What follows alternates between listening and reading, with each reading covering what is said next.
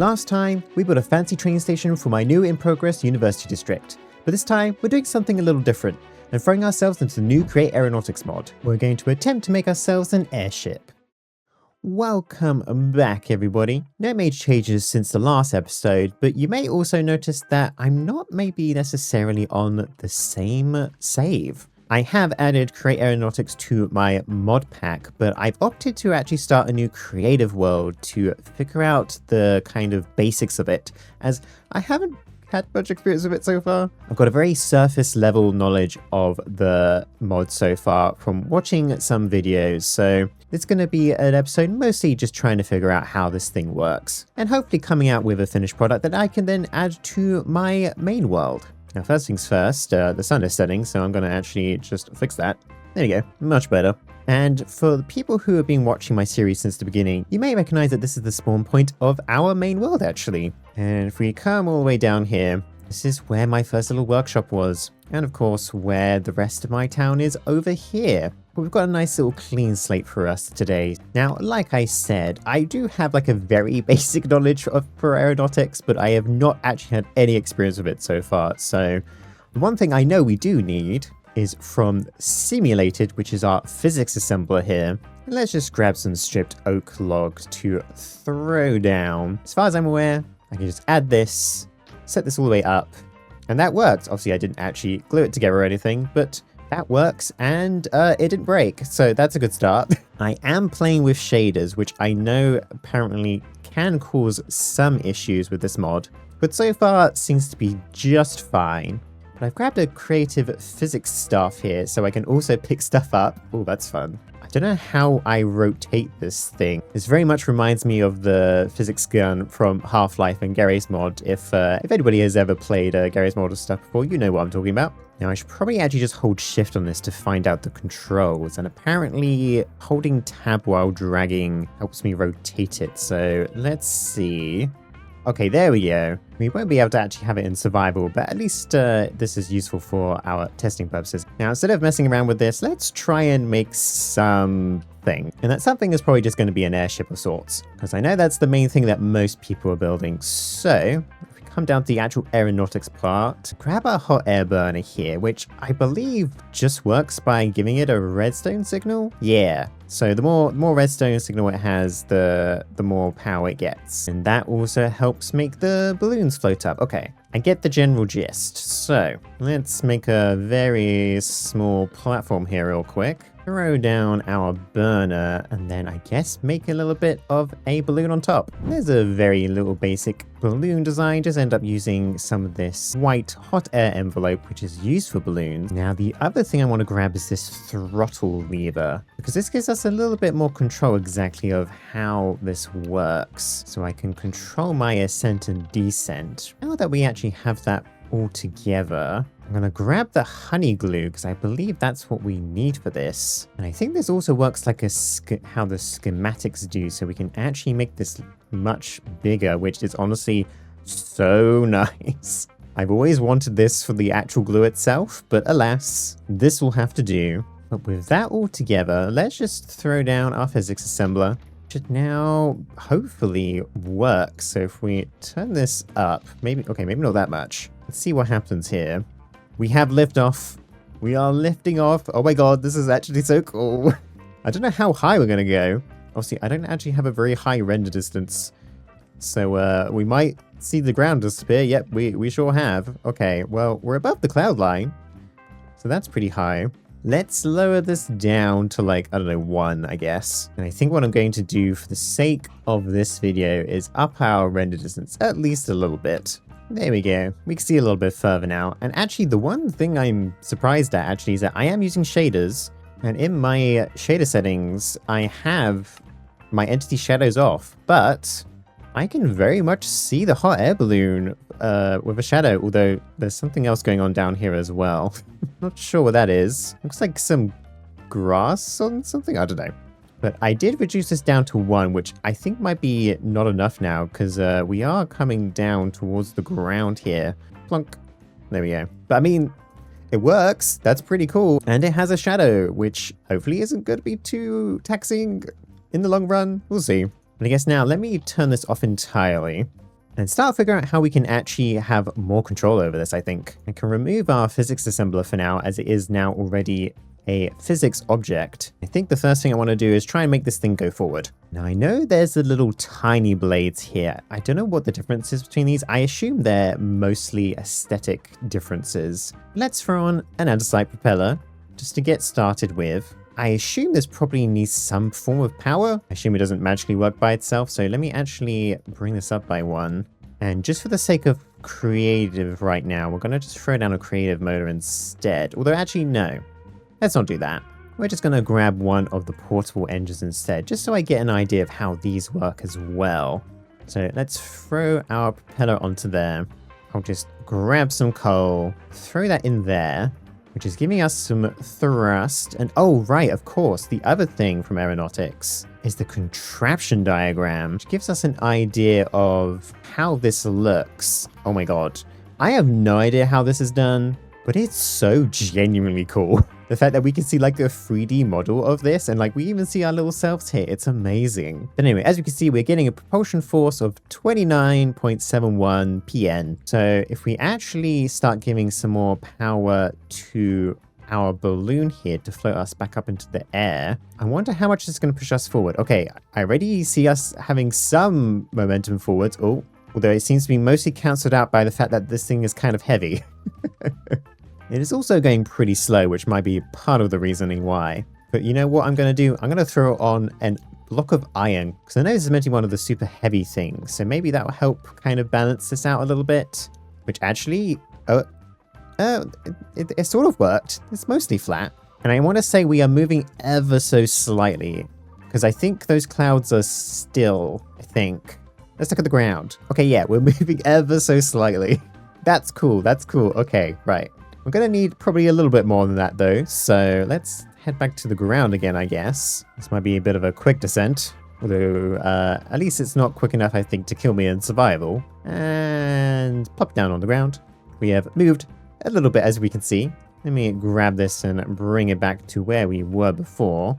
What I'm going to do is actually upgrade our turbine here. And I think I'm literally just going to pull off a bit of wood here. And then I'm going to grab ourselves a propeller bearing and throw that on the back here. Also add some sails to this, and I'm assuming that I'm going to have to glue these bits together for how this is meant to work. If I then include the rest of that into our physics honey stuff, I think I need to then turn off the physics for this. Oh no, maybe that was already attached. Oh no, I guess it was, because I applied it directly onto the physics thing. Anyway, in theory, this should now work. I am actually going to use a creative one this time because of the limited speed from that. But that definitely seems to work, and at a bit of a higher speed as well. For example, if I really up this, then oh god, we're gonna break that.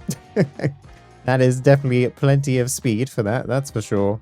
But I would like some control over the speed of that. So I think, is it the directional gear shift that we can use? Although I think that's just more like a on and off switch for going back and forth. But you know what? Let's not overly complicate this for now. We're just going to add a clutch to turn on and off this thing and re-add our creative motor. We're going to come back up into the air. And it's definitely a little bit heavier. So let's add another iron thing at the beginning again, just to kind of balance it out. Maybe even more than that. And then if I start increasing this, let's say to 64. Oh my god. Okay. That's certainly a lot of thrust.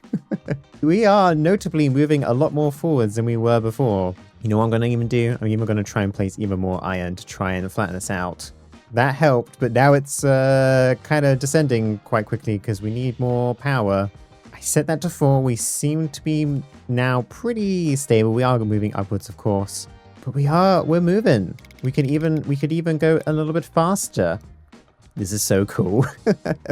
We're getting an overview shot of our world that isn't me just using my jetpack anymore. Okay, well, this is certainly working, but... oh, got a cloud on my face. But I think it's time to probably actually upgrade this airship. It's a little bit small. We've figured out how to go forwards, and I do need to figure out how to go left and right, but I think that's probably going to be easier once we have a bigger ship. So let's get this one back to where we were before and make a big one real quick. And that's definitely a bigger airship. I normally show my building in these videos, but I got a little bit self-conscious, I'm not gonna lie, about my airship building, so I ended up just doing it off cam. But this is what I have so far, at least. Still need to obviously actually add all the parts to make this work. And I even added a little nameplate on the side with my name on it. Now, the first thing I do need to add on it is firstly our propeller again. Something like that should do just fine, although it might have to be a little bit bigger. We'll see what happens. Bring this line into the inside here. And I've gone ahead and added a new portable engine here, and I'm going to set up a redstone link so we can turn on and off the clutch from up here, because this is where we're going to be actually driving the thing. I'm just going to throw in a bunch of columns there right now, and I haven't actually activated this yet, so it's not pushing us along yet, but let's see. We're currently getting about 684 PN in terms of thrust. I think what I might actually do is actually activate this thing. Hopefully it goes well. It's at least working. It's not being pushed along, and that's fine because we kind of don't want it to while it's on the ground. Curious to see if we need much more force when we're actually up in the sky. What I'm going to do is I'm going to place two of these down with a throttle lever in between as a little bit of a test. We'll crank this right up and see what happens, because we do have quite a big balloon here, but it should be enough for these two. We are certainly going upwards. We can probably actually lower the strength of this a little bit, so we're not going too high up, although maybe a little bit more than that. And we are moving forwards. This is working so far. Let's check this out. We do need to balance this ship a little bit more than it currently is. As you can obviously tell, it's not quite straight, but oh god. Oh, I guess. Oh, okay. You know what? Let's not do free cam, because I think free cam gets a little bit confused when it's freezingly in place. Let's just go out with our creatives flying. But yeah, that's moving along. It's not moving very fast, but it is certainly moving along. Now the ship is actually at an angle, and I don't know if that's because I just messed with the collision, but we'll see. It at least appears to be working for now. I think underneath here, we are going to go grab our iron blocks just to add a little bit of weight on the front here. And a little bit more tweaking later. It's not perfect, but it's almost straight, and I did have to increase our strength a bit just to make sure that we actually stay in the air. We're going to need at least 3 of these, I think, to make sure that we get any more height than we currently do.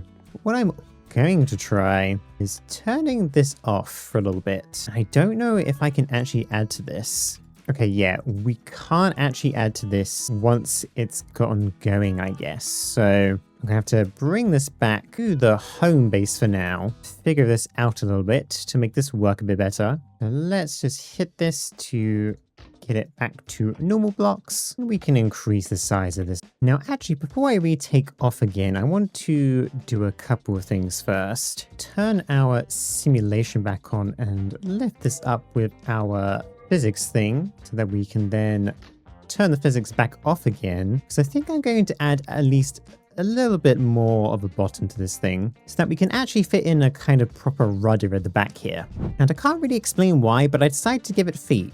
I'm not sure why, but that is what it is. Now, the other thing I want to do is get our steering wheel in here, and I want this to actually control our rudder at the back here. So I'm going to bring down the controls to underneath here. And I'm pretty sure we have to use mechanical bearings for this. And I'm using this symmetric sail, which actually has sails on both sides. Just make a really simple rudder of sorts. I have no idea how large it has to be. And I've just suddenly realized that this is facing the wrong way anyway. Let me fix that real quick. And so I've glued that up and also made sure that everything is inside the honey area. And now if I try and do this, oh, I know what's going on. I need to make sure that this is only placed when anchor destroyed, and try that again. And can I do this normally?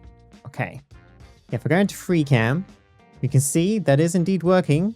It's like slightly delayed. I think what I'll also do is make sure that this is only, let's say, about 45 degrees. We try and move this again now. It should only move a maximum of 45 degrees. Yeah, there we go. I might even make it a little bit less than that. We'll see what happens. But that seems to be working at least. I did add 2 more hot air burners to this over here. And in fact, what I will do real quick is move our throttle over here and set up a redstone link in between all of this. Hopefully this should work. In fact, actually, I can try this on now before we start moving. Yep, that does. Okay, perfect. I'm going to give this physics again. And I made this too long, so let me just get rid of that real quick. There we go. And so now if we actually give this a bunch of power, maybe not that much now that we have more fire, should start lifting upwards. We'll turn this on, which is overstressed. Great. That's exactly what I wanted. Okay, I've now set up 2 of these things, so we should have enough power to actually spin that now. And we are indeed moving forwards, which is great. So now if I actually start rotating this thing, we'll say to the left. Okay, I don't think this rudder is working as well as I wanted it to, and for some reason we're also missing a block here. Not sure what happened to that. But we still got some tweaking to do, I think. Okay, some tweaking later, I ended up adding a whole extra one at the front here to go alongside the back because it wasn't enough. And honestly, it still isn't enough. It is slightly turning. Like, it's not that it's not turning, it's just that it's not turning enough. So I'm not sure if I'm doing something wrong, or maybe this is just not the right method for a ship this size. I'm sure someone in the comments can tell me maybe if I was doing something wrong. Let's send this back to where we were working on it again. And I'm going to try a different method instead. And I'm going to leave these things here for aesthetic purposes for now. I might have to clean them up a little bit. But I'll just replace them with some normal blocks so they don't move around. And essentially I've come up with this nonsense. And so what I've done is for our steering wheel here, I now have 2 comparators going out into redstone links. Not the prettiest thing, but it gets the job done. And whenever I turn left, that turns that on. And whenever I ever turn right, that turns on. So what I've got here is I have power coming up through this gearbox, through the swivel bearing, and obviously into our actual propeller bearing. And then I have some power coming down here into our directional gear shift, which when powered will switch the direction depending on which side the power is coming from. So as you can see, we've got one redstone link on this side and a different one on this one. The power then moves up into a torsion spring, and now will only turn a certain amount depending on the direction of our directional gear shift here. And that in turn turns our swivel bearing, which then allows this propeller to actually turn. Did I explain that well? No, I don't think I did. You'll see how it works in a second. So as you can see, it's straight ahead. If I turn to the left, we can now see our propeller has changed directions. And if I go in the other direction, then it's doing the same thing, but in the other direction. And this should give us some form of turning. I haven't actually given it a try yet, so let's give us some power to take off. I think I actually, well, actually first, let me reset this back to the center. Then we can turn physics back on. Now, of course, we are already moving, so that's cool. I'll give ourselves a little bit more power so we can actually go up a bit more. And now we can just start turning our wheel, and hopefully that should be turning us properly. It just seems to be pushing the boat to the side now. Okay, things are definitely going super well. I'm definitely not confused whatsoever about how this actually works in reality. Man, I really thought that would work. Okay, I ended up actually making the torsion spring go a little bit further than before, and that now seems to be working slightly better. We are certainly turning, if turning more than we're actually going forwards. Ultimately, I do think that's kind of working. Like, if we keep going to our right again, we can kind of head back to where we were before. We might just now need to actually increase the speed of this thing, so we can do some of these maneuvers a little bit quicker than we currently are. Okay, I've thrown in a rotational speed controller here, and we can really up the speed of this now. Though 32 is the maximum speed I can do with the current amount of power that we have. But it is ultimately working. It's just still not going quite fast enough for me. I may have to experiment with some more ideas for this. That's the kind of magic of this mod. Figure out different ideas that could work better or for worse. And I think my biggest issue is just having enough forward momentum now more than anything else. And I think the first thing I'm actually going to do is replace our system here with a steam engine, because we do need a little bit more power than we currently do. So we can just place our fluid tank there, and then I think we can just throw down some of our steam engines on the side here for power, and replace our hot air burners for some steam vents. And hopefully that should be enough power for this. Give it a try in general. And I've gone ahead and set up a nice setup down here with all our blaze burners. We've got a mechanical arm here. We've got our infinite water storage, which looks a little bit weird with this mod, but that's fine. And I've just got a pile of coal here for the mechanical arm to actually pick up and put into the burners. And I was going to add some extra turbines on the side, but I have a feeling that the speed of this propeller now might be pretty high, so let's find out first. The first thing I'm going to do is actually use our new burners over here to lift up our ship, which certainly has significantly more power than it did before. Wow, we are going up real quick. Goodbye, land. And yeah, we very much just hit the top of where we can hit, more or less. So let's turn this right down, I think, until we stabilize. Although, my god, we are swinging a lot at the moment. I actually went ahead and dropped down to just one steam vent because I guess 4 was way too powerful. And now we're going to turn on our turbine and see how fast we go. Because I think this has quite a lot of speed. Oh my word. Well, we are certainly moving forwards. Oh my lord. And we are also gaining height because of how much force I think it is. Let's turn to the right and see what happens. Oh my god. Well, that works. Oh my god, I literally can't hold and grab onto this. It won't let me. Okay, stop. Stop. Please stop. That's too fast. I didn't think that was going to be a problem, but apparently that's a problem. Okay. I've gone in ahead and added our rotational speed controller down here to just 48, so it's not too fast. We're now going at a much nicer pace, and obviously we can still turn to the right and left as we need. Still think that I want to add some more turbines for our forward and backwards momentum though, because I think this is still too aggressive in terms of turning, because like if we turn, we turn quite a lot, I will say. Oh no, we're just falling out of the sky. Okay, well, I guess that's a problem too. I think we ran out of coal, is my assumption. Yep, we sure did. Okay, oh god. This does not work well with my motion sickness. Well, we crashed. Let's go ahead and pick this back up, I think. Okay, 2 new propellers later, and I think I've got a system that actually works. We are going nicely forward at a decent speed. And if I obviously want to turn, I can turn our wheel. And that gives us a pretty good amount of turn as well. No weird flipping over or anything. So I'm actually pretty happy with this current situation. So I think the very last thing I actually want to do with this thing is probably spruce it up just a little bit more. I think I want to make the turbines look a little bit more interesting, add a few more details to our airship, and then we can do a final fly through, I think.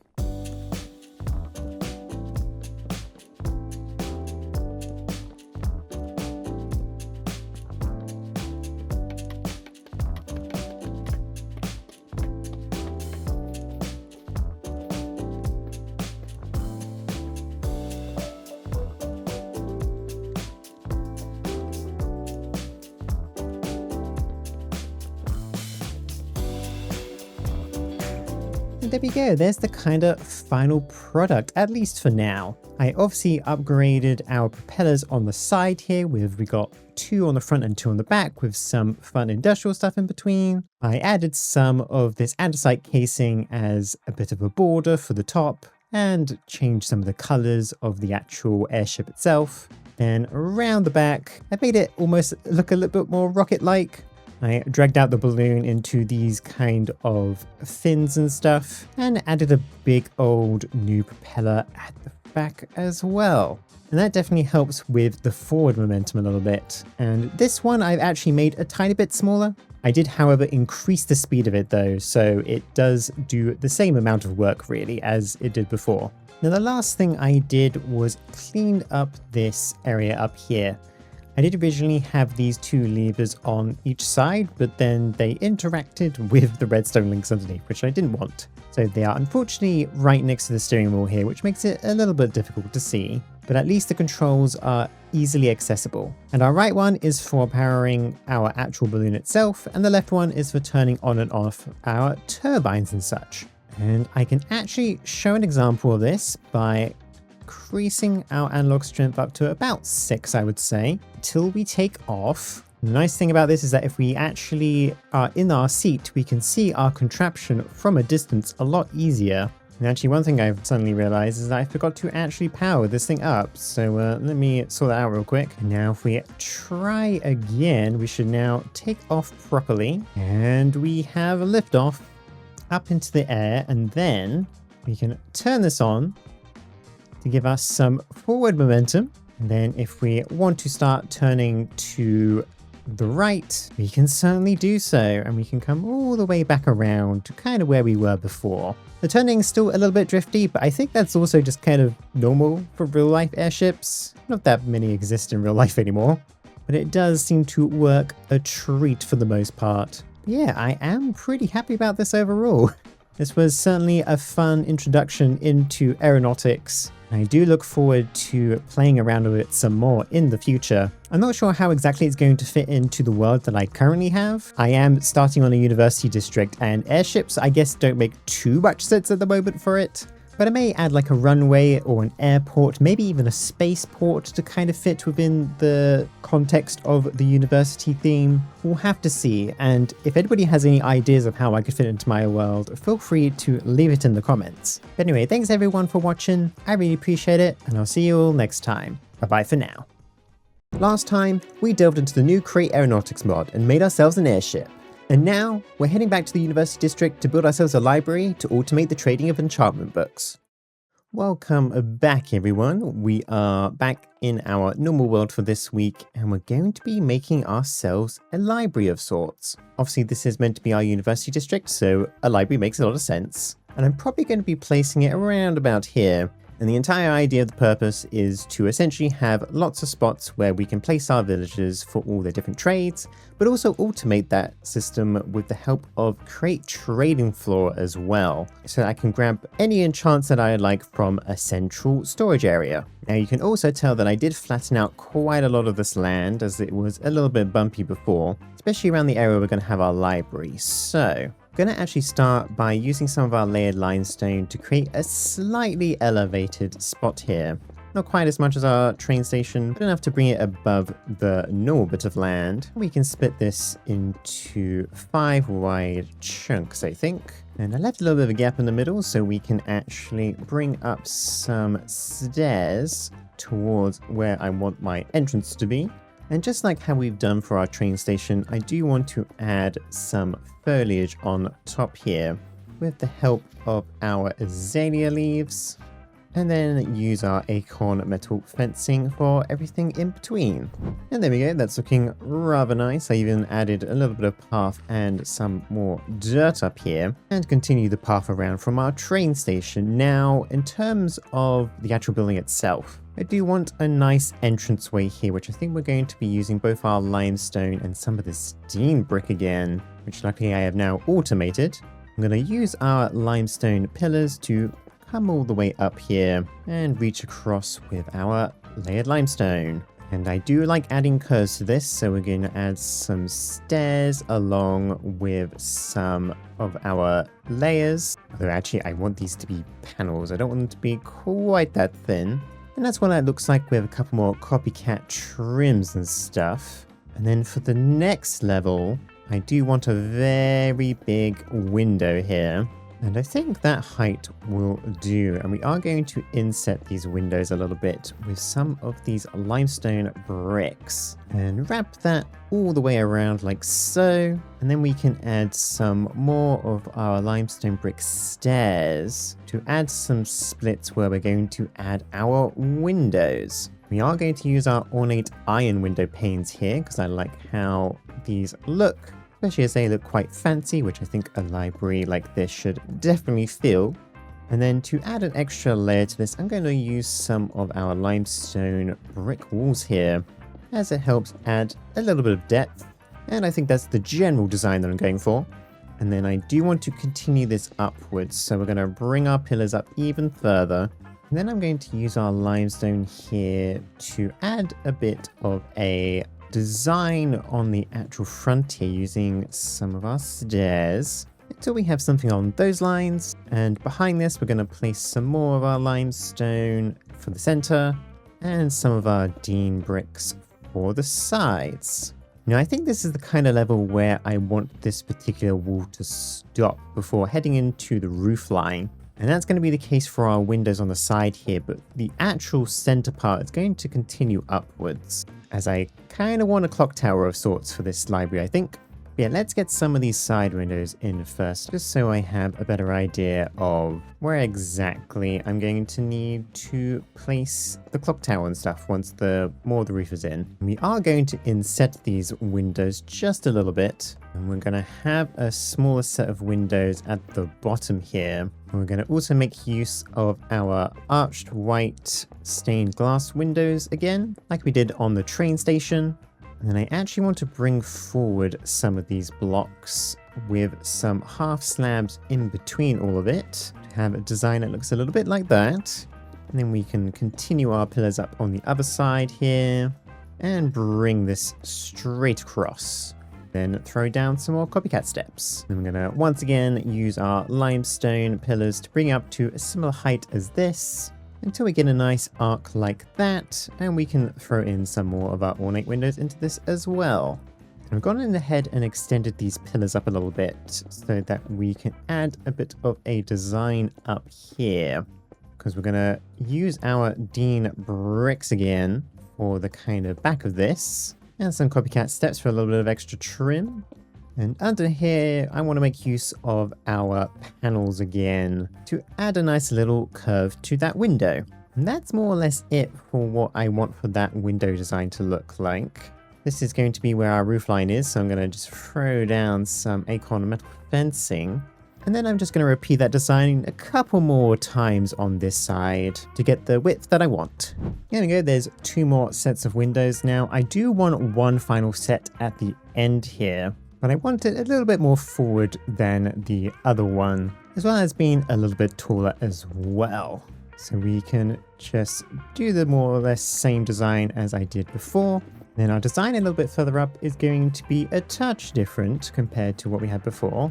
And then up here, we're going to place more of our Dean bricks with a nice window in between, and we can continue with our steps underneath, and stairs and panels at the top for a bit of curve. And now that we got that side bit in, and therefore a little bit of roof here, I'm going to actually start working on the clock tower I want to build here. I'm going to first actually drop back into our stair design and move this upwards.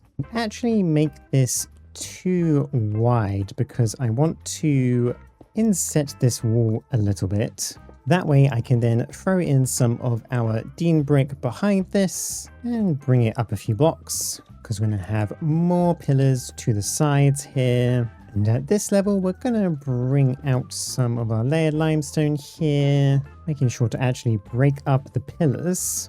And this is where the actual clock face is going to be. So we're going to round this out a little bit, throw down a bunch of white concrete for the basic part of this clock. We obviously need to cut a hole in the middle of this where our actual clock mechanism is going to go. And then I'm going to break some of these blocks and replace them with some copycat bites. So I can then place some black concrete and some white concrete. And those will be like the hour spots. Now, of course, they aren't in the middle of the block, and I think that's the best I'm going to be able to do from this. And then we can just keep going around, make these ones slanted like that, until we're left with the clock face looking like that. I'm going to throw in our clockwork bearing, some of these copycat walls, which I'm also going to place our black concrete into.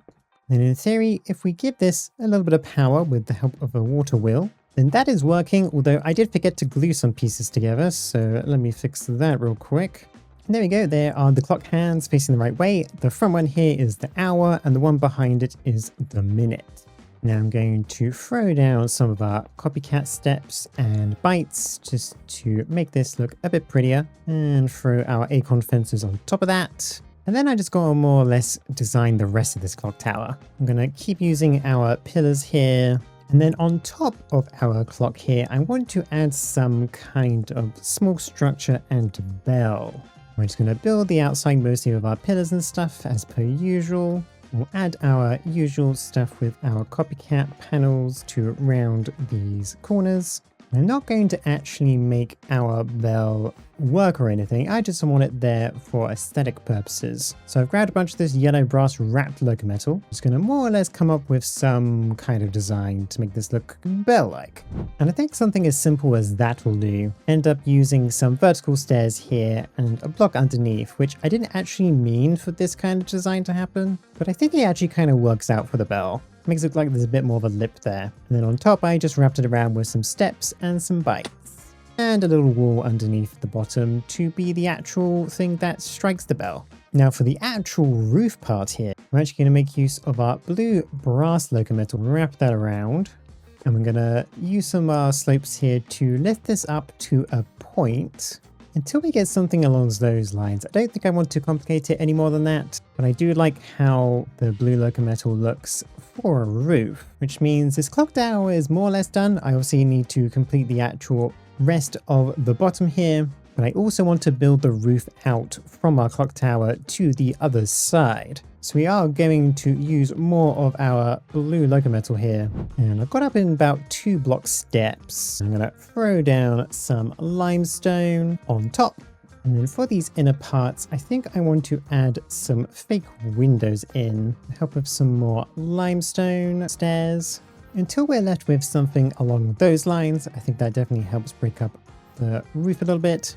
And all in all, I am actually pretty happy how this is looking so far. I think what I need to do next is wrap around the building here with some more windows and stuff, just like the front. And then I can also finish connecting up the actual clock tower to the rest of the building here. Just because the rest of it's going to be more or less similar to what I've already done, I think I'm going to do that in a form of a time lapse. And then more or less mirror this building all around until we get a full one. So I'll see you guys in a bit.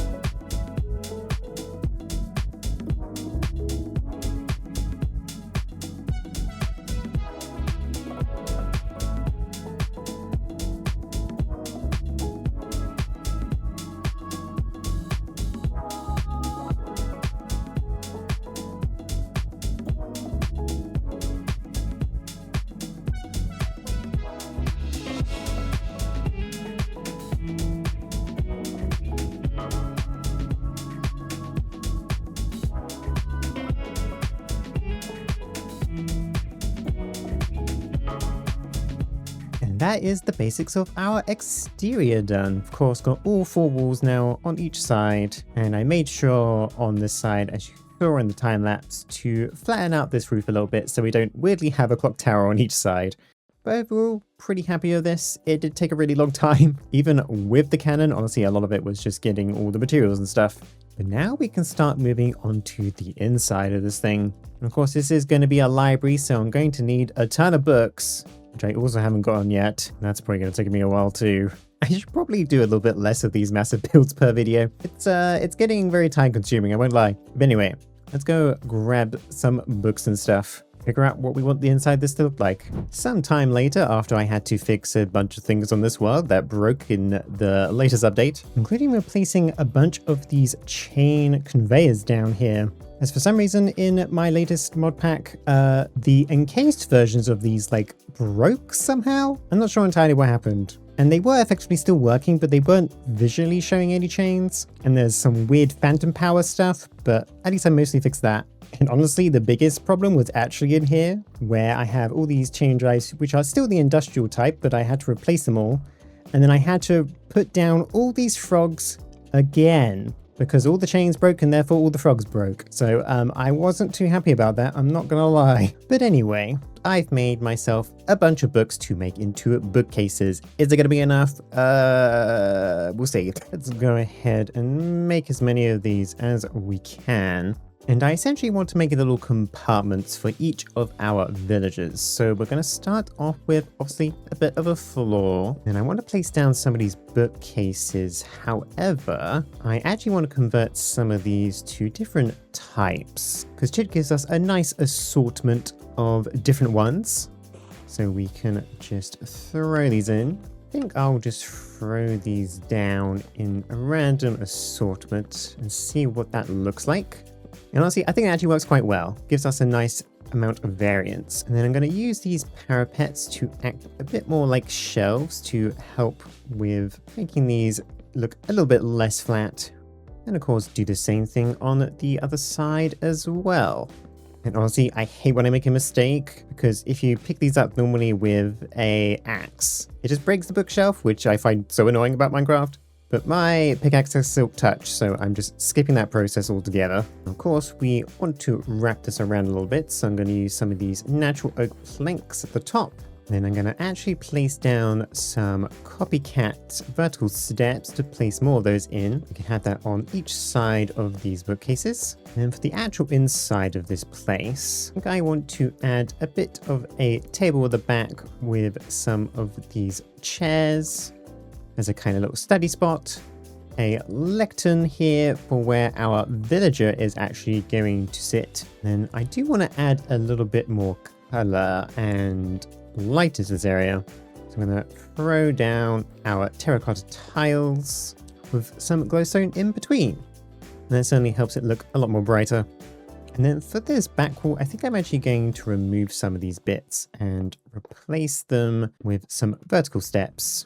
And I think that helps with actually adding a little bit of dimension to that window as well. Now I'm going to add some of these trading depots, which we're going to make use of later once we actually get our villagers in. And actually, speaking of which, I should place a seat down for them. And then I do want a second level to this, of course. So we're going to use some of this dark oak logs, lift that right up with, of course, some going across to another one. And up here will be a relatively small walkway. I'm going to throw down some of these airy trapdoors to act as a bit more of a floor that we can still see through. And also use these actually for the fences / walls on the sides here. Although I'm realizing to have it the way I want, I need to do it slightly differently. There you go, much better. And then we can get an idea of how the second floor of books is going to look as well. I'm going to obviously use our same floor design. Although everything on this floor is going to be offset by one block because it's slightly further back, but that's fine. Throw in our red terracotta tiles. Use more of our dark oak log here for the interiors of these walls, as I don't want the bookcases to go all the way across. And once again, add our mix of bookcases and more or less just repeat what we did downstairs with our lecterns and stuff. This is the general gist of what I wanted to look like. Of course, we have some big windows here, so I decided to make this area extra tall. I did originally have some bookcases up here until I realized how low on books I'm going to get. I'm going to have to probably make even more than I already have. And even to help, I added some oak drawers at the bottom just to lower the amount of bookcases that I need. This is what happens when you don't automate all the stuff that you need first. But overall, pretty happy with that. Of course, I made those same changes down here as well, the oak drawers. And now I'm just going to more or less replicate this design all the way around our library here, and then start working on some of the other details too. And much more book crafting later, and also pillaging of nearby villages, we now have all our book nooks in, which I guess is what I'm calling them now. Of course, each one still has their respective lectern and trading depots, and then on the ends, I kind of made a more like generalized study rooms, I think, with a bunch more seating, and we did that on all the ends. And then for the upper floor in the middle, I also did the same kind of thing as well, next to these nice big windows. And these kind of fenced off areas back here are going to be where our automation is going to be hidden at some point. But we're not there quite just yet. The next thing to really do is get a proper floor in. Of course, I've got the floors in for the nooks, but I need a proper floor for the rest of this too. The laid tough bricks over here was just a temporary measure while I was just figuring out a design. So we can just remove this now. And the first thing I'm going to do is actually bring out our cross-laced oak planks here a little bit, because I want to place some of our lights down with some more of our curved dark oak logs. So we have that kind of design, and let me just continue that throughout. And I realized while I was doing that I should actually probably plan out where our stairs to the next floor are going to be as well. We're probably going to have some kind of stairway here. For now, we're going to pull out our dark oak logs to the other side, as well as in the middle as well. And actually we can do the same thing that we did over there and throw in some of our glowstone lanterns, and then fill in the rest of this space with some of these brick bond oak planks, which will cover most of the rest of the floor. With that floor covered, we can then start throwing in where we want these stairs to go. Now I'm just going to use these spruce ones, and you can still see through the backs of these so it doesn't block too much of the sight line. And make sure we don't forget to add our railings on the side. And up on this floor, I think we're going to actually use our spruce trapdoors to act as our floor, like I did with our airy ones. And there we go, there's all the stairs and the upper part of the stairs done. I added some kind of plant pots with some extra seating for the top floor and a little bit on the bottom floor as well. And then obviously repeated everything on the other side of the building too. Now, as for this center area here, I think I want to add a little bit more seating to it by using some of this layered strip dark oak to build up our natural oak planks to kind of come up and down, make a little arch where we can put our lantern on top as well. I think I'll swap these bits out for some copycat stairs. And then for the middle here, I want a nice big desk with some more extra red chairs on the sides. And I've made some of these stackable books from supplementaries, I believe. No, handcrafted, never mind.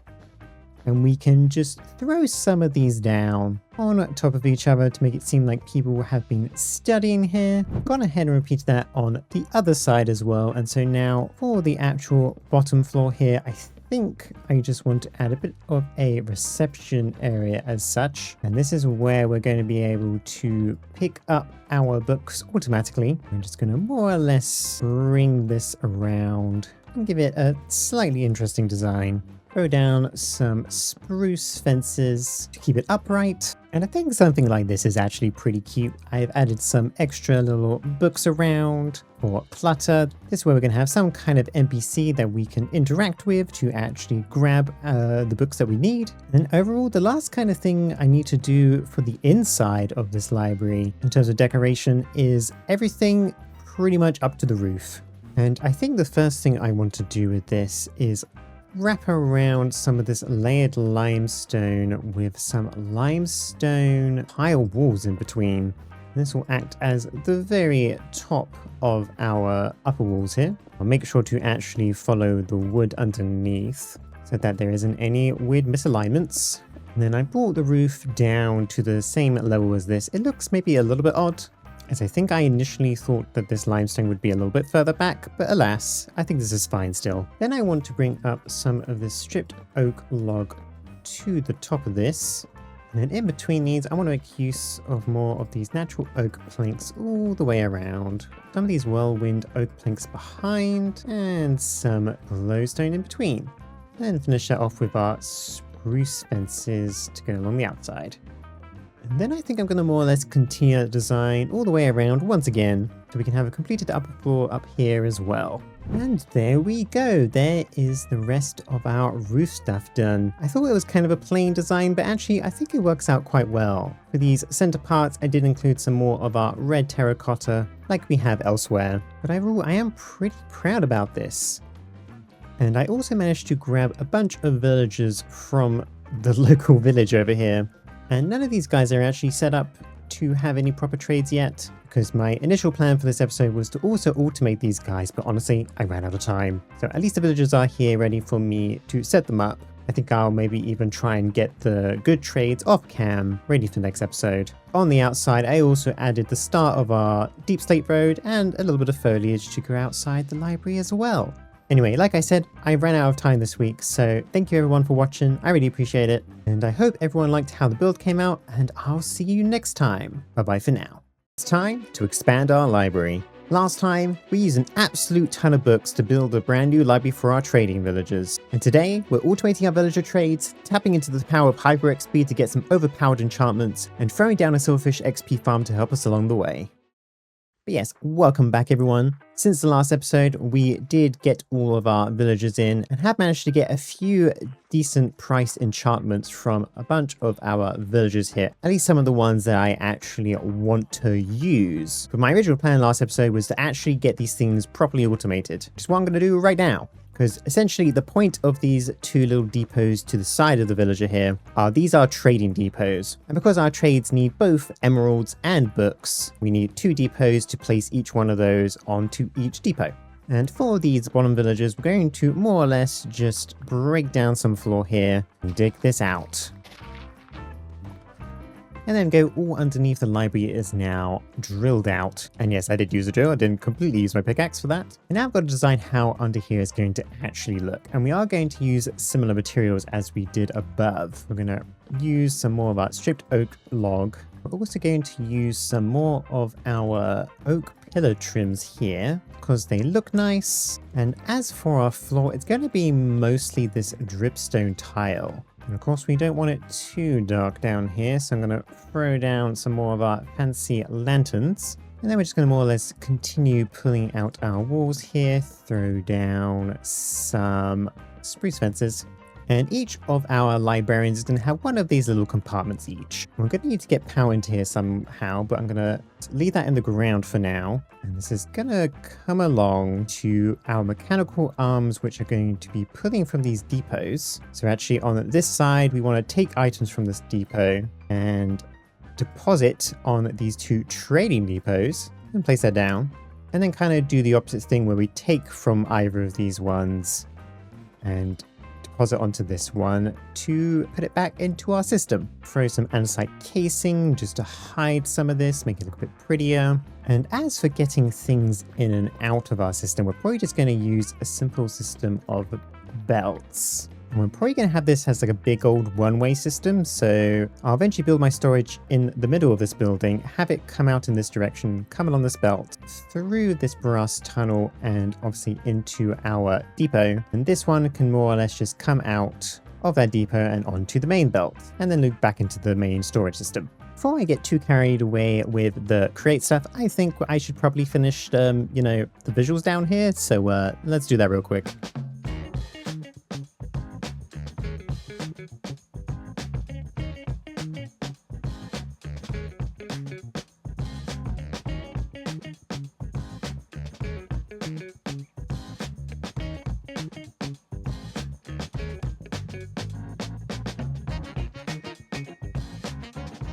And there we go, things looking much more nicer and finished and bright too. Now, of course, I do want to set up a system here, and we're going to be very simple to begin with by placing down our vault with a packager and a stock link. I'm going to hook this directly up to our current system. And I am realizing that I do need to probably get a power source for here. We don't have anything over here in this area yet, so I'm just going to throw down a wind turbine underneath.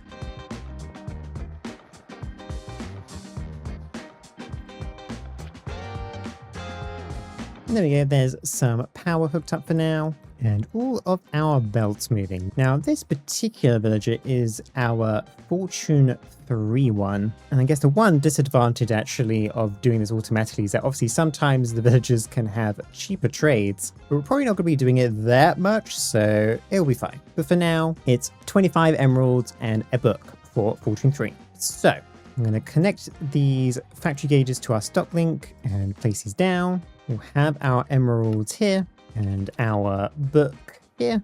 And then we can put in Fortune 3 for this and make sure to add our connections. And as it's currently 25, we'll up this to 25 emeralds and keep our single book. And in terms of our address, I think what I'm going to do is I'm going to use the coordinates here.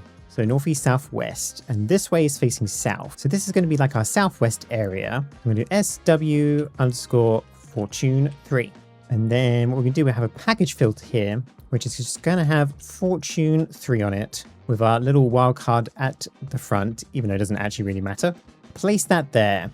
And actually, one thing I've realized, I need to remove this and place a packager there instead, because we need to actually unpack it onto our depot. And of course, make sure that that is powered. Now, in theory, if I ask for one of these, and I actually remember to put some emeralds and books into this vault, give me a sec, and let's just throw that into the system. That is now going to ask for that. And actually, one thing I do need to do real quick, I need to set our Fortune 3 book here onto one of the trading depots to make sure it only trades that. So now we have the box coming through here, and I'm realizing once again that I forgot another part. Give me a second. Okay, I realized a saw would probably actually work better for our needs. Also, oh, it's thunderstorming. But we're gonna try that again and see if it works correctly. In theory, this box should get broken by this. Placed on the depot. Our arm goes to grab one and should be placing it on one of these. Oh, there we go. It's placed it on that one. And then it's also going to grab the book and place it on this one. I think I might have to put it on this side as well for a successful trade. Okay, there we go. I had to place it on this one instead of this one. But that actually made the book, and now it's coming down here. So if we pick this one up, it's respiration. Incorrect. Clearly this trading stuff has gone wrong. Okay, after some fiddling around and realizing my mistake, it turns out that in our trade here, our price used to be 26 instead of 22. And that's the value that we should be using. It completely ignores the cheaper value, which makes sense, to be honest. So now in our factory gate, it's 26 emeralds and one book. We'll reset this to get our box out again. Gets broken by the saw, should get picked up by the mechanical arm. Theory, once the emeralds get placed on here, like that, and this should be our Fortune 3 book, and there it is. Finally, that honestly took me way too long to figure out. And with that done at least, I now need to obviously do the rest of these on the bottom floor, but I'm going to figure out what I'm going to do on the top floor first, because it has a slightly different layout compared to the bottom floor and significantly less space. Now, of course, we do need to actually get some kind of belt line up here. So I'm going to come through our bookcase here, which unfortunately is going to be a little bit obvious. That's kind of my fault for probably not planning this properly. And we're going to need a fan and obviously a bunch of chutes going all the way up. Place a drain and a belt going all the way across to over here. And if I'm remembering correctly, I believe this villager here doesn't actually have a trade yet. No. Okay. So we'll be going over to our looting theme one with Pauletta. I think I'm actually just going to put one depot up here because I can kind of just place things directly onto the belt rather than having to use a depot. So we'll make this, take items from this depot, place them down either on these, put it straight up here.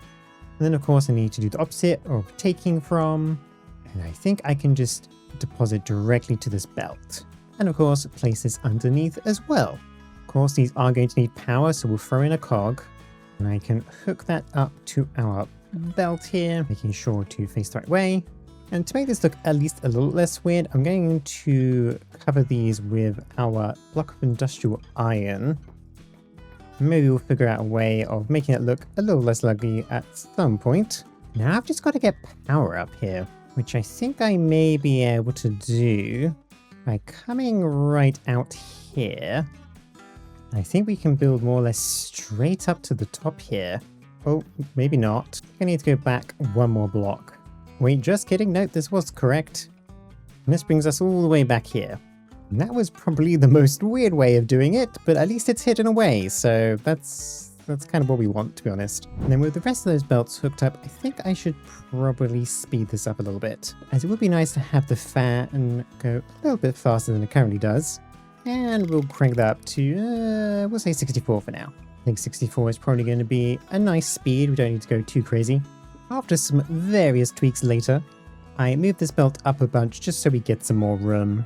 And this filter is now for our looting 3. So any package with looting 3 in its name will come out here, get stored, and then drop down into this hopper here, which goes into the depot and therefore into our trading depots down here. We do need to once again set up a factory gauge here.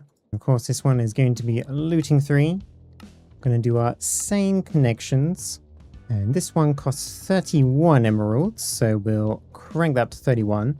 As for the address, we're going to have upper underscore SW for southwest underscore looting 3 when I can spell correctly.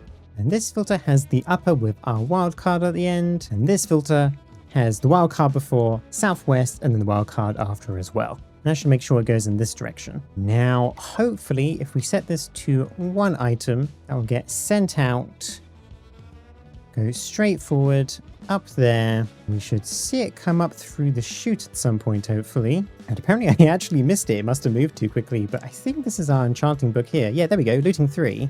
Now the question is, why isn't this picking it up? Maybe I just need to set it correctly again. So we'll take items from this, and oh, of course I moved the belt. Oh, that's a problem. But maybe it'll be close enough? Darn, too far away. Okay, let me think about this for a second. Okay, I've just re-added this belt down here because there's no need to worry about the space down here anymore. And we can hook this up. I'm not sure it's going to actually pick this up now because it didn't place properly. So I'm kind of just going to assume it works. But now all I gotta really do is do the rest of this place. That's gonna take me a while and probably bore you guys to death if I did it on cam, so I'll see you in a bit. Okay, there we go. I've at least got all the bottom floor ones done. As you can see, we've got all our arms ready to go. And I'll probably go do the top ones outside of my typical recording time. I just need to be able to do other stuff right now. But I have set up the system now so that we have this nitwit here, which I picked up by accident. And I've accidentally put some dripstone tiles in here, so let's pull for those. And it should end up in this barrel over here, which it sure has. Obviously, it's still a cardboard package, but we can just open that cardboard and it goes into our dripstone piles. So that's all nice and working. And once I get myself some more emeralds, which I probably need to also make a farm for at some point, I can automatically, quote-unquote, craft all these different books that I currently have. Now, we're back in our main area because in order to mess around with our enchantment industry stuff, we need our Blaze Enchanter and our Blaze Forger, which both need a smithing template. And these drop in at nether fortresses, bastions, and stuff, so I need to go and find at least one of these, because I should be able to duplicate a second one quite easily. But I am going to check my storage first. And, no, okay. There is no blaze upgrades in here, unfortunately. Okay, that's fine. We can go head to the nether. I do get to use my big old nether portal again. And off we go. And I should probably upgrade the nether portal on this side at some point. It's a little lacking in comparison to the one on the overworld. But anyway, let's go find ourselves some fortresses and stuff. Do you have a bastion of sorts here? And I have actually, I think, been to this one before when I was collecting some materials. I'm not sure if I checked any of the chests, mainly because there's kind of a lot of the piggies around. We can do a quick check. Okay, none of those. Okay, I found another one. If there's any in this chest, nope. Or this one, also no. Although there is some ancient debris, so I'll be grabbing that. How about down here? Also no. Oh, let's not get attacked. Won't lie, the jetpack definitely makes this a lot easier to survive. Well, there's a netherite upgrade in here and soul speed. That's not quite what I want. Okay, I wasn't recording at the time and I maybe definitely died once. But I was able to get our blaze upgrade and I also got a stout armor trim as well, which is cool, and plenty of netherite upgrades. So I'm gonna head on back home and duplicate it. And lucky for us, we already have a bunch of blaze rods we can use. So let's make probably 2 of these just to make sure that we always have an extra one available for us. We go ahead and throw in our Blaze Burn enchanting table for our Blaze Enchanter and our anvil for our Blaze Forger. That's the first step towards our hyper enchants. Now, I have been thinking where I actually want to place these things, and they're not going to be actually inside of our library as such. And what I have been thinking is actually placing it near the water over here, which might sound a little bit strange. I kind of wanted something like maybe a little bit more whimsical. I kind of like the idea of these being kind of left in ruins as such, on a little island kind of on the water here. So I'm going to start by just diving underneath and bringing up some blocks so we can actually start getting a basin for this building. I'm going to make use of our limestone again, as I've been using that quite a lot for this area. And then we'll circle around about that big. I'm then going to throw down some limestone tiles in between. And then at the back here, I do want to place down some more of our layered limestone and then place our enchanter down and our forger. I am going to have to break the blocks underneath because we're going to need to put some XP into it from underneath. And then behind these, I want to make a bit of a pillar. And by a pillar, I mean several. Until we get a bit of a half arc like this. And then I'm going to throw down some stairs on both the bottom parts and the top for a little bit of structure. Then we're going to continue our structure up just a little bit more with some pillars until we're left with something along these lines. And I do want to add a bit more greenery and stuff for this, including some of our flowering azalea leaves to kind of go up the sides and over the top. And then we're going to actually head back into the main town again because we do have an XP farm back there. And I want to use some XP blocks. So we can come on down into our old prismarine farm here and grab a bunch of XP off the side. Quite sure how many I need, but I'm just going to grab as much as I can.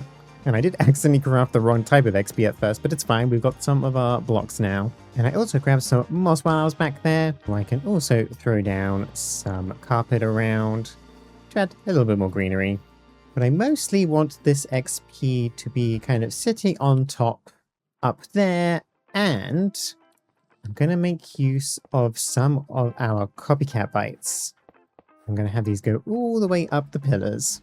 And fill those in with our XP blocks. We can do that on this pillar as well, until we have our two little pillars with our XP spiraling up them. And I think that actually looks pretty cool. I'm probably just going to throw down a couple more random blocks down here. Then I'm going to place one lightning rod right at the top here, which may seem a little bit weird out of context, but it'll make sense once we get a little bit further along with this. Now for the rest of this little island, I think I want to add some grass around this and kind of attach it to the ground so it's not completely floating. And I'll probably actually clear out some of our land here for some of that grass, because I do want to have some kind of pathway going in between our main library and this place, of course.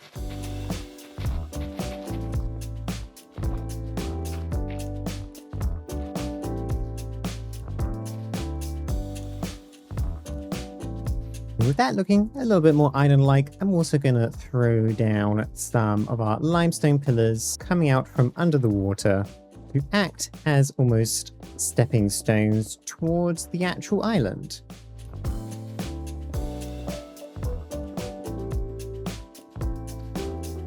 And now we can obviously make our way to our little island, jumping across and messing up, but good thing we have our jetpack. And I think that's rather cute.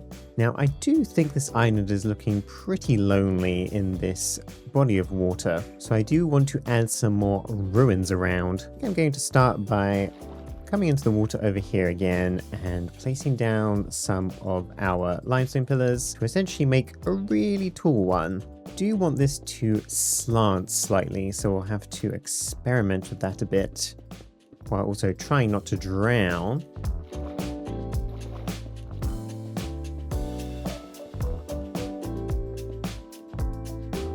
And I think I want it to look something like that. Now, I obviously just don't want it to be just a pillar, so I want to get some of our moss blocks, throw those down. We can also take out some other blocks here and place them with some more moss and such, until we're left with something that looks something like that. Got lots of greenery. I added some of our glowberries to kind of dangle from the sides, and also made sure to cut those so they don't grow too long. And now I think I want to kind of repeat something on those lines, probably once or twice more around this little island here. And now that we got our 3 pillars, I want to add some more XP blocks on top of these. Just a nice cluster of them. And those kind of look almost like general XP nodes, I think, to kind of give this area a bit more a magical feeling. And now, one last thing I want to do with these pillars is actually attach them, so to speak. And weirdly enough, we're going to use Aeronautics for that, or at least something from Aeronautics. And essentially it's this rope winch and obviously the rope. So I'm just going to place the rope winch on this side and a rope connector over here. So then I can attach these two together to get ourselves a nice rope. And then I'm going to attach a hand crank to this thing and then turn it ever so slightly so that the rope kind of dangles down a little bit more. And the reason why I'm doing that is I want to kind of hang some leaves and stuff off of it. Now I can't just click on the rope obviously and add our leaves and such, so we're going to have to kind of fiddle around with this. I'm going to bridge some dirt over towards our rope here so that I can more or less just place the azalea leaves inside the rope. And we can do that in a couple of spots here. And it's not a perfect system by any means, but I do like how it looks. It allows us to have a little bit of floating foliage and actually have it look like it's connected up with things. And now I'm just going to connect these two other pillars as well, I think, with its own little design. And there we go. I added actually 2 more ropes that are going in between our pillars and our main island, with of course some more leaves coming off of them. And I did go ahead and actually add a bunch of leaves and moss and such to go in the water. And I grabbed some lily pads as well and changed them up with chip to kind of surround the area as well. I'm actually really liking how this area is looking. I wasn't exactly sure how the enchantment industry stuff was going to look when I was first thinking about using it, but I think this turned out pretty great. Now, of course, we aren't done still. I do need to add some kind of XP farm to fill these guys up, and I'm thinking of doing that honestly more or less right here, or maybe a little bit further back. And it is going to be a silverfish farm of sorts, which we can automate in Create almost entirely, and I can build a building around it. And so let me clear this land a little bit so we have some space for our eventual building. Now this thing is actually going to be pretty tall, and for a good reason, because I do want these silverfish to kind of drop down a little bit after they have been spawned, so that it takes less hits from a sword to actually kill them. But we are going to start with a very simple cobble gen up here. We'll obviously have our drills on one side, some water in between, our lava. Below that we're going to need some chutes and some item vaults, which we actually want these all to face the same direction. These 2 vaults need to be split into 2 chutes, and then we're going to leave 1 gap with some smart chutes underneath. And this is where we actually want to cook our cobblestone into normal stone. So I'm going to add some lava up here, as well as some fans, and I've put in some copycat layers to prevent the lava from going too far forwards. And so these fans will obviously cook it to stone. And then we're going to need to drop it once again onto 2 more smart chutes. And down here we're going to haunt the stone. And of course we can use our soul campfire with our fans to do that as well. And place down our layers, making sure to flip this around. There you go. And this menu, by the way, is actually part of Base Create. I know a lot of people aren't aware of it. And you can set a button for this in your keybinds menu, which is open block rotation menu. I just have mine to one of my mouse keys, which makes it nice and easy. But anyway, after this, I once again want to put that stuff into some vaults, have some more of our smart chutes down, and put down our deployers as well. And basically, the haunting turns the stone into infested stone. And then these deployers will place the infested stone down, which actually I think I want these to point directly downwards instead. And then we're going to need to place down some drills to actually drill those blocks away. And then I dug a bit of a pit here so that they can then fall down. I think this is 9 blocks. And I think silverfish die at 11 blocks, so hopefully I got that right. They will drop down, get pushed along to the end here, where I'm going to have a deployer with a sword that can constantly hit the silverfish to get XP from them. And then we can take items out of our deployer, making sure that it's only XP, and put that into a tank. And that's more or less it for the basic system. Now I just need to actually hook this up all together to some form of power source. Probably just going to dig it down again, do something similar in the rest of my library, which is to hide a wind turbine.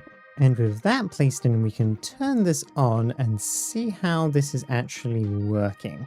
Obviously, it's not going very fast at the moment.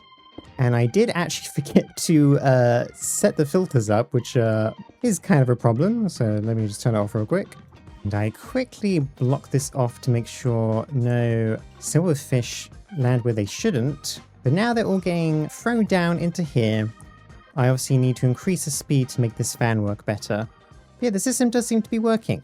Now we can just speed it up. Okay, after some adjustments later, we got our speed controllers in, and I've added our system here to actually get the XP out. So any XP will go into this deployer, drop out of our chute here, into our grindstone drain, up into a tank here, which is going to hold all of our XP. So now if I make sure to connect the rest of the system, we obviously now have our silverfish falling down and getting pushed towards our sword here, which then kills as many as possible. As on this sword, we did add sharpness 5, sweeping edge, unbreaking 3, and mending, so at least this should last forever as well by mending itself through the XP that it gets through the deployer. Oh, one somehow escaped.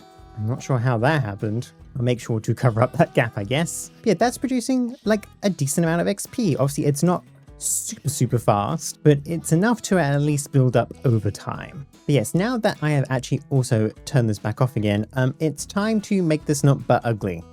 It is an eyesore, and that's because I didn't care at the time. So now we're going to build something rather nice around it. So I'm just going to throw down some form of base here for this. And I want a pretty simple dome-shaped building. So we're going to throw down a bunch of our limestone pillars here, and throw in some of our limestone bricks in between. And then because this is meant to be a bit more of an abandoned structure, we're going to have an entrance here and on the other flat sides as well, but they're going to be a little bit boarded up. I added some stairs and more bricks up there. Use these spruce trapdoors to act as our boarded up doors, like so. And do that all the way around until we're left with something like this. Now for our second floor, we are going to bring out the floor pan by about 1 block. And underneath here, we're going to use a ton of different copycats, especially around these corners here where I'm going to place down an absolute ton of copycat bites. And as I was doing that, 2 wandering traders spawned? Don't know why there's 2, but whatever, I suppose. Yes, I continued that copycat design all the way around, just so that the bit sticking out is a little bit more gradual than before. And then we're just going to more or less repeat the design at the bottom, but up at the top here. And there is our second floor done. Like I said, more or less the same as the bottom floor, but we obviously have some boarded up windows at the top instead, although I do actually need to place in the boarded up windows in some of these spots.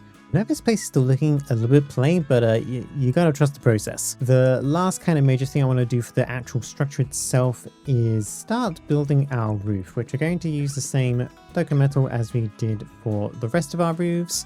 And kind of more or less just slowly raise this up by a couple of blocks at a time. I'm going to continue this all the way up to a point in the center, I think. And that's the general roof design finished, I think. And now we've just got to make this look a little bit more run down. I'm going to do that with a bunch of moss, leaves, and grass and such.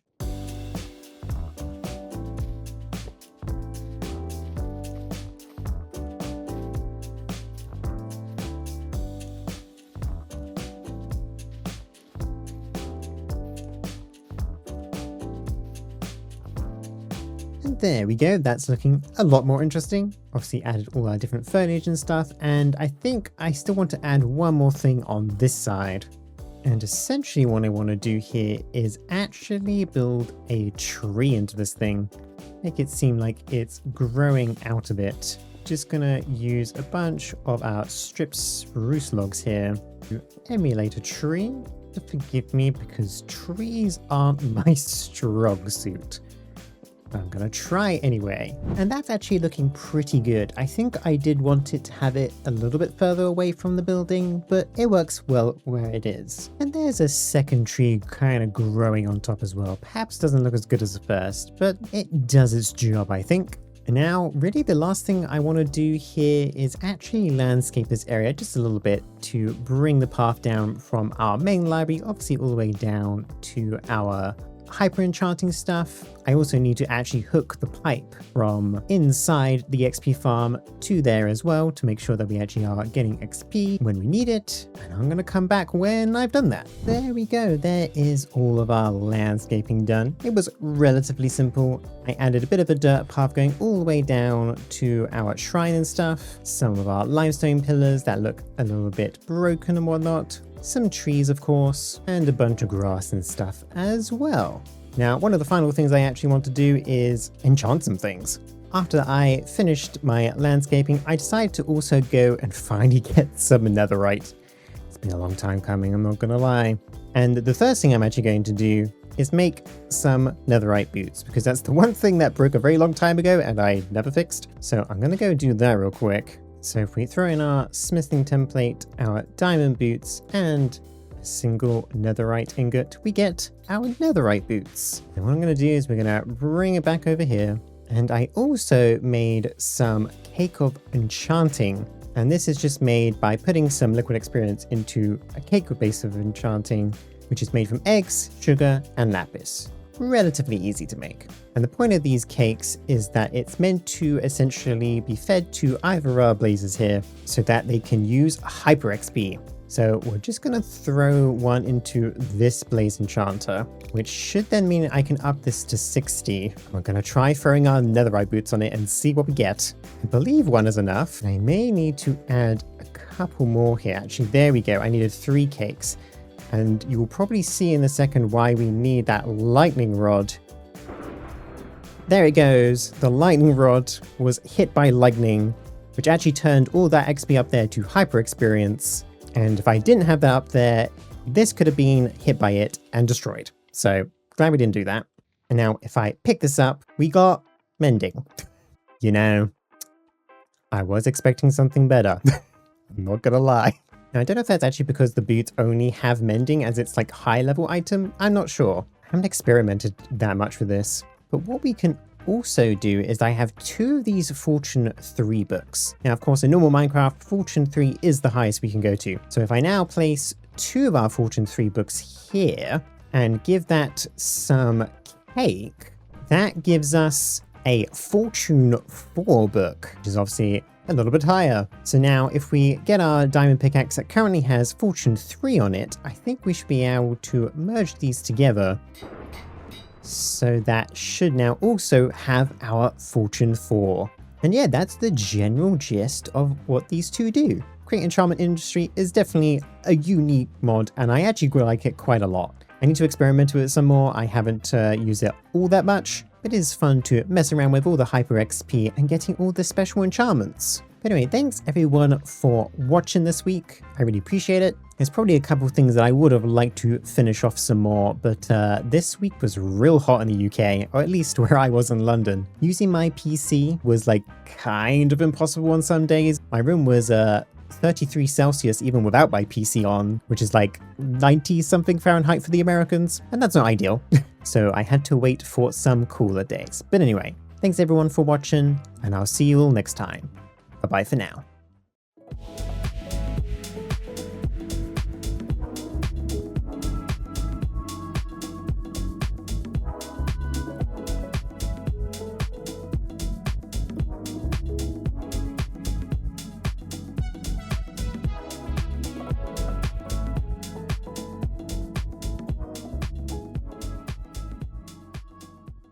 This station needs a train. Last time, we built some ruins for our Create Enchantment Industry setup, as well as the Silverfish XP farm. And today, we're building the first passenger train of the series to run between the University District and original town. But yes, welcome back everybody. The main goal of this episode is to finally actually get some use out of this train station I built a few episodes ago, and to get ourselves a passenger train. Now, I do want this to be a bit of a steam engine like some of my other trains are, but I'm going to do it slightly differently. And the engine is going to look somewhat like the Crimson Arrow here. But I am going to use some materials from Steam and Rails now that we actually have it, including some of our locometals and stuff. Then for the actual passenger carriages, obviously we have not made any of those yet, so that will be something brand new. We are going to need quite a lot of locometal, and we do already have some of our blue / locometal and some of our plain ones, but we're going to need a lot more than that. I'm also going to grab probably a stack of iron blocks for now. And then we can use our stone cutter to convert a bunch of these. And the only downside is that we have to manually turn these into / locometal for some reason. There might be an easy way of doing this, but I don't know what that way is. But let's come over to our dye factory over here and help dye some of these locometals. There we go. And I think I actually want the rest of these locometals to be a bit of a grey, just to lighten these up just a little. And thanks to our train factory, we already have a bunch of train casings, although probably don't even need that much. And I'll grab some extra zinc as well for all the copycats that we're going to need. Now, one small change I'm going to make before I actually start building this train is to sort out these tracks a little bit. Because as you can kind of see, this kind of ramps down very slowly by 1 block. And then goes back up by 1 block again for the bridge over the water. And I don't think that's necessary. So I'm just going to more or less just rip up what we already have here and place a block a little bit higher so that we can then connect all these tracks up again.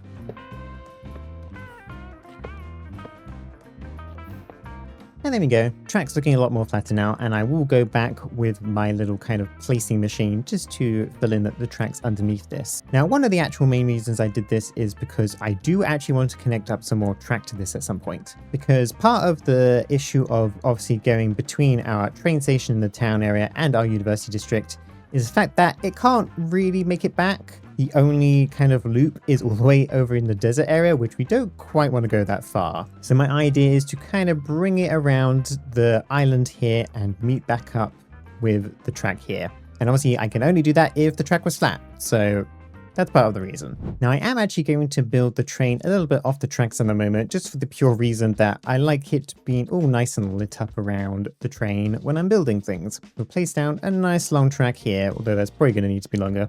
And we can place a temporary station down just so we can actually start building our train. So let's throw down some train casings for the actual wheels themselves and pick a bogie that probably makes more sense for both the front and the back. And I think something like that will do. Of course, we can just then connect these with our locometal just to make sure it's actually one train. And as for the front, we're just going to use some of our / locometal here, throw down some of our copycat slabs on top so that we can then remove those and place some underneath so we actually get a little bit of room above the train wheels. And on the front here, we're going to actually place down some copycat headstocks. We're then going to use some red locometal on as well. And I think actually I'm going to replace this with a little bit of a slope. Behind that, I then want to use our copycat stairs facing in either direction, our grey locometal in between. Then I'm going to make use of these locometal boilers, making sure not to crouch, because that makes them go a little bit higher, and bring that back a few blocks. And honestly, I kind of forgot how annoying those things are to make. Like 8 / locometal, a bucket, and some blaze rods. Like, it's not that expensive, it's just kind of annoying. But anyway, I'm then going to use my wrench at the front here to convert that to a different type and grab some more of my copycat slabs and vertical step to add a little bit of a side bit to that, and do that on this side as well. And for the very top here, I want to throw down a copycat stair, mostly just to prevent any Z-fighting with the front of it. And I'm going to place a smokestack on top. And honestly, just because the black smoke looks kind of weird with shaders, I'm going to do some light grey dye on that as well. And I think that ends up looking a little bit better. As for the rest of this train, we are going to continue our half slabs here before transitioning to some blue locometal, as that's the color that I want for this. We can also continue our boiler down. I'm going to actually use some copycat layer slopes here, just to add a little bit of a bump over the middle wheel. As I've seen this kind of design on trains before, you can just repeat that on this side as well, and then start pulling this back, ready to kind of add a little bit of a cabin back here. And I actually decided to change the wheels to just 3 here because I felt like they were sticking a little bit too far back. But here is where we can place our panels for where our windows are going to be. And use some of our vertical leaded panels, or windows rather, so that we can actually see inside of the cabin. And actually I should probably remove these ones and place some more panels down as well, so we have some more room in here. There we go, much better. And then on top, I'm thinking using some more of these copycat stairs with our grey / locometal in to act as a bit of a roof for our cabin. I'm going to add some slices on the side and some panels on top to make that look a little bit more interesting. Now, in terms of adding some more detail to our train engine here, I'm going to use some of these copycat shafts, but colored in the same material as obviously the boilers. You can throw down some of our metal brackets down just to add a little bit of piping on the side. Obviously, unfortunately, I can't go all the way back because we have a copycat panel here, but that's fine. And I do want a little bit of a bump sticking out of the tanks here, using some copycat slabs so it's not a full block in the middle. And I think that's the general gist that I want for the front of the engine at least. Now, I do want to build a tender for this as well, at least I think that's what it's called. And these are actually going to be pretty close to each other, as we're going to use the kind of 2-wheel situation and then just the one behind it. I think actually that can be perhaps 1 block closer than it currently is. There we go. We can wrap those with our copycat stairs. And yes, I'm finally using the tactic of using the offhand to actually hold the material that I want. I always forget it exists. And actually, I already moved it forward once, but I think I need to move it forward once more again. There we go, much better. And I did actually also forget to place some of our ladders to get in, so we'll place those as well. And then in terms of the actual design for this, I'm going to throw down a block so that we can put a panel on the outside, build across there, because I do want to add a bunch of coal on the inside of here. So we need full blocks for that. And apparently I keep changing my mind where I want these train trucks to be. Oh my god. Okay, there we go. And then I'm going to use some of our blue locometal here again, but I'm going to add actually a little bit of a design here. So let me remove these spots. I'm going to actually place down a bunch of these bite panels. And we're gonna do just a big U, because obviously this is going to be our university district, so I guess this is the university district train. And that helps give us a little bit of a design on the actual tender itself. And then I'm just going to place down a bunch of slices for the edge of this, including on top as well. And then we're just gonna more or less repeat this design all the way around with our panels and such. And there we go, there's a little tender done. I've added our kind of buffers at the back of it as well. And then for the actual inside, I'm going to just mostly have some of these at the bottom and then put some coal on top as well. And I'm going to make use of our copycat blocks here to add a little bit of variance to where the coal is sitting, until we get a nice little pile of coal ready to be put into the train. And I think that's more or less it for the actual locomotive itself. Now we need to actually start working on the passenger carriages. And yes, I absolutely do need more track. Why did I even think this was close to being enough? Whatever. Of course, we're going to need our train casings again to figure out something for this. I think we're just going to use the trailing style of bogies. And these carriages need to be pretty long, so I think there's about 10 blocks in between. To once again use our copycat stairs to wrap this around.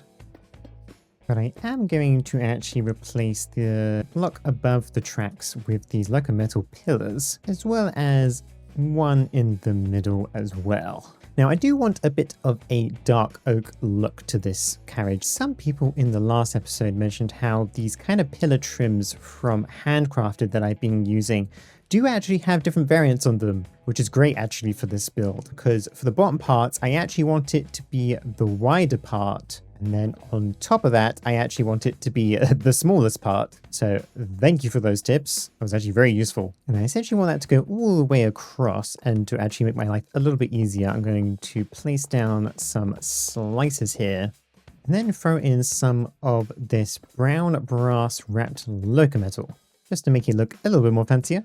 We can then throw in our brass door, which is obviously going to open and close when the train arrives. And we can more or less just continue with our dark oak pillar trims going all the way across here, leaving a gap every now and then because I want to place some windows down. Now, as for our windows here, I am just going to throw down some copycat panels and use some of these dark oak windows from Create, so they blend in rather nicely with the wood around them. Now, actually, I know on some of the older trains that kind of slide up and down windows are a thing, and I wonder if I can replicate that with these. I think the only way to do that is, I guess, remove the panel, and I'm actually going to use a copycat board for this so it doesn't stick out too far. So we can then place our dark oak windows there, and then if we get one of these copycat stacked half layers, put that on top. That's the kind of thing I want. And we can even see it on the inside as well. So actually, you know what? That looks really good. That actually looks even better than I thought it was going to. So let's definitely replace all of these with that style. There we go. And that's looking pretty nice. Then as for the top here, I think we're going to make use of our brown locometal again with our copycat stairs to act as a bit of the top roof. Then I think I'm going to more or less try and just wrap this all the way around now so that we actually have a full carriage, at least in terms of the actual wall parts themselves. Now, before I actually get the roof in, I think I want to figure out the actual design on the inside here. And we obviously want a seat for every single window, and we're going to make these not reclined, to add a little bit of extra room behind them. And it actually looks like, unfortunately, there's a bit of like Z-fighting between the seat and the windows. I can't do much about that, and I like the window design too much to change it, so we'll have to get used to it. And then for the actual inside parts here, I'm going to use some of our corner trim versions and change these to the kind of thicker version as well, and go all the way down the carriage with those, until we have something like that. And I was thinking of using some of these copycat boards to act as like the place where you want to put your luggage. But I think I'm going to make this like the first class carriage, so that kind of stuff would be kind of hidden away. So we won't at least do it in this carriage at least. And I was about to actually start placing in the carpet for this place until I realized chairs are facing the wrong way. Don't think people want to go backwards for the most part on trains. I know some modern trains do that, but not in first class, surely. We could just fix this real quick. Okay, now we can place our copycat boards on the floor. Of course, choosing the boards again because they are one of the smaller blocks for this. And I'm using this rectangle red wall as well from Chipped, as I think that looks more like a carpet than just normal wall. Now, obviously, the one nice thing about doing boards is that we can actually place them with other boards in the same block. So I think I'm going to add a few blocks here, including on top, and this can be all of our little small compartments for where our luggage and stuff is going to be. And I did go ahead and add that kind of design on both the front and the back, and included some backpacks and a toolbox. Can't really put them into the bottom shelf because otherwise we have to remove some blocks, but that's fine. Now that the interior is more or less here, I'm thinking that we now need to finish off our roof. So I'm going to be making use of our copycat slabs to go all the way across, some panels on the very outer edge, And then we're going to use some of the square grey stained glass for the very top. And actually, I think I want these a little bit lighter. I'm going to go with the white stained glass instead, just so it doesn't blend in too much with the metals. And then for the inside, I think I'm going to place a board underneath these windows to add an extra layer, including some of our wood to cover up the local metal as well. And all in all, I actually quite like how this turned out. We've obviously got our nice windows that we can just sit in these seats and look outside of. Some extra ones in the ceiling for extra light, some storage and stuff. And that's more or less what I want for this carriage. Now, I think what I'm going to do is I'm going to duplicate this 2 more times and change the interior a little bit. We can grab our schematic and use a cannon to make that a little bit quicker. Actually, before I forget, I should place down our headstocks here with the buffers as well on both sides. Now we can save our schematic. But if we place our schematic down around about there, throw that into our cannon and grab all the stuff that we need, and I'm going to do a little time lapse of it.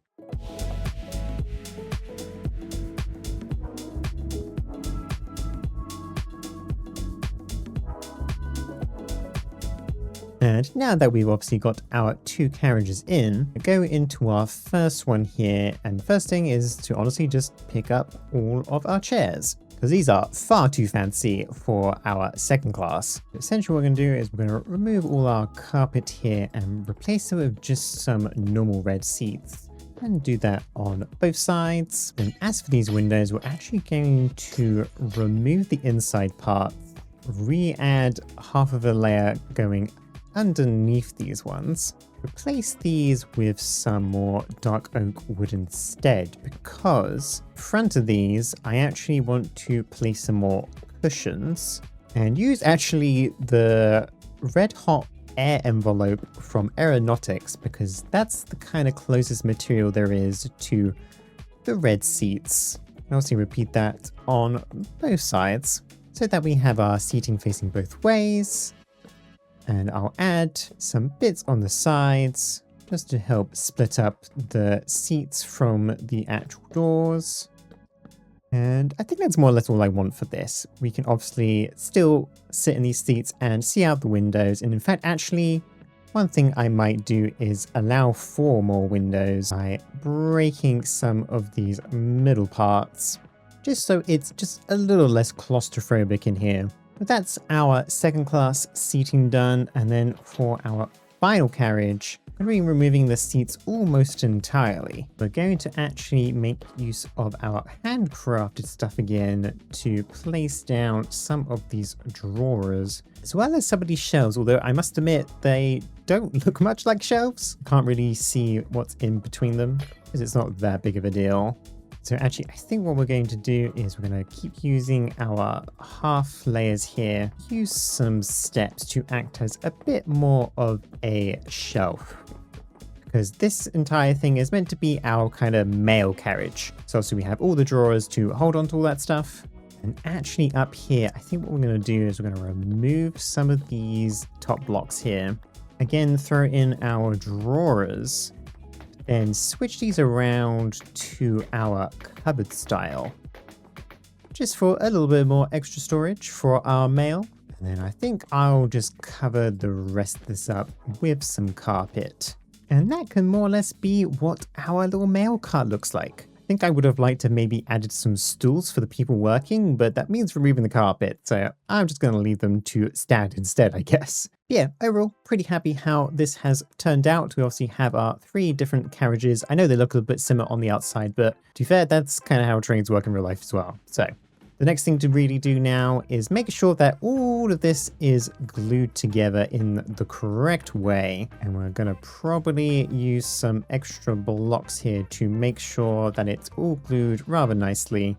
There's our train locomotive. I'm going to need to do our tender separately from the rest of that.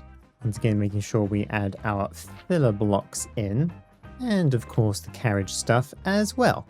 And we need to make sure we actually have our train controls in here with a seat also. We come over to our train station. Hopefully, it assembles all just fine. And then if we get in, reverse a little bit, it seems to be that all of our blocks have glued correctly, which is perfect. Let's reapproach the train station again. And now all we got to do is get this train back to the main line. So I think I'm literally just going to try and attach this track as close as possible to the current one. If we drive forwards towards the track, and honestly, I think I'm just going to pick up the train and place it on the track like that. There we go. Now we do have trains coming through this area, so I'm actually going to drive this back to the main town. It'll be kind of nice to go down this rail line again. Still need to complete this bridge at some point. And I think we'll just leave this train at the main train station in the center of town, basically until we're actually finished with our proper loop. Also, sorry Llama, you're in the way. We can come in and approach our station here. There we go, that's looking quite nice here. Obviously we can enter nice and easily, although I think my step up mod makes it so that I accidentally step up into the top of the place, but that's fine. And luckily, actually, it seems that we managed to avoid all the doors from pillars to hold the station up. But now it's time to actually complete our loop around this kind of island here, just so we can turn around our train once it comes around this way. And actually, the first thing I want to do is help flatten out this area, because obviously these tracks go all the way down to a bottom point here and then actually go straight back up again. I think it's kind of pointless, and the track at the top of there and top of there is more or less the same height, I think. So I think what I'm going to do is remove some of these tracks and come in with our new tracks, of course, and kind of just raise this entire area up with the help of one of our kind of dirt trains and such. So let me quickly just destroy all of our tracks here. I'm going to raise these up to 68, so currently just $2 above for these. And then just continue that all the way along until we reach the other ramp. There we go, there's all our track place. And obviously one of the main reasonings for doing this is that I did want to have a curve coming off of this track so we can actually turn to the right. But obviously this was a ramp before, so we weren't able to do that. Now I have gone ahead and grabbed my little mud train thing, and I'm probably going to have to adjust this slightly again to work with what we need for these tracks. But this will make our job a little bit easier to make our new embankment. Okay, I've disassembled our train. We obviously got all of our tuff for the middle parts and our filters at the end here for our different types of blocks that we want for the middle parts and the ends. For this one, I think I am just going to remove this and replace it with dirt. Although I guess I actually need to remove one of these and place it back by one, so that we can still have these separated. And then we're gonna do a slope fill below to actually make the edges of our embankment. Make sure to kind of glue this all together again. Grab some more materials to put in here and then do a little mini time lapse, I think.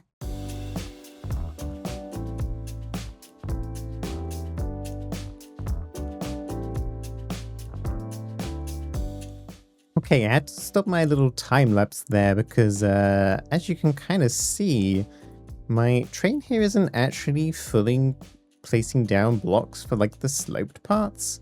Like even when I go really slow, like usually what normally happens in Create, it kind of like stutters along until it's placed everything. And I looked it up and it's a Create Aeronautics issue, which I'm not going to lie is very annoying. This kind of makes this entire thing like almost pointless to use. Ugh. You may just have to go through this like a couple of times just to make sure it places everything correctly. But look, see, half the time it's not even working. So that's really annoying. And this is also why I was a bit scared to add Aeronautics to my mod pack. of little bugs like this that kind of just make your life a little bit more annoying. But alas, that is the decision I have already made, so I can't exactly back out now. Okay, well, at least the top layer is done for our paving, or at least mostly done. Unfortunately, we're gonna just have to wait for Sable to update, as that's the actual issue, obviously not Aeronautics itself. And I did actually try and download a little fix somewhere, and it sort of worked. At least it worked for properly paving the center parts. But then it crashed my game, and then my game wouldn't reopen again, so I had to remove the mod to fix that. So also, wow, there is a lot of zombies underneath here. I should probably fix that. But anyway, let's try and figure out exactly where we want this track to go. So we obviously need to make a big old turn into the forest here. And I think most of the land over there, when I checked earlier, is around about at 69 in terms of the height of the ground. So we're definitely going to have to dig out some of this track here so it continues forwards properly. I'm probably going to have to grab my big old drill as well, just to make this a little bit easier. We can more or less just follow the shoreline of this bit of water here. In fact, actually, I think I may even move it a little bit further away, just so that it doesn't get too close to the water. Just going to more or less just follow the edge of this water, which gives us a nice little view when we're actually, on our train and moving by. Yeah, that's the loop more or less done. I've hooked it back up to the main line over here on the other side of the station, and it goes all the way back around there, giving us a nice view from our passenger train of the sea and stuff. Now, one thing I actually realized is that I do actually have this track on the wrong side, so let me fix that real quick. Because obviously the train is going to be coming from this direction, not the other side, as my trains drive on the left. Now, I did bring my drill train in advance to kind of help make this a little bit quicker for us. I'm going to more or less, I think actually what we should do, because I think there is a train currently in the train station, so I'm going to relocate it to this line over here real quick and go down the track backwards.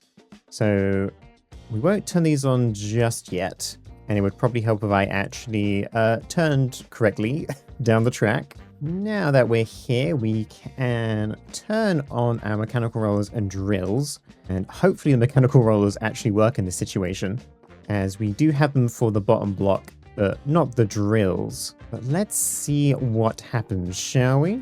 Okay, well, we are going shockingly fast actually through this. That might even leave quite a lot of blocks behind, so let me reverse a little bit here and go through there again. Oh, yep, it definitely left a few blocks behind.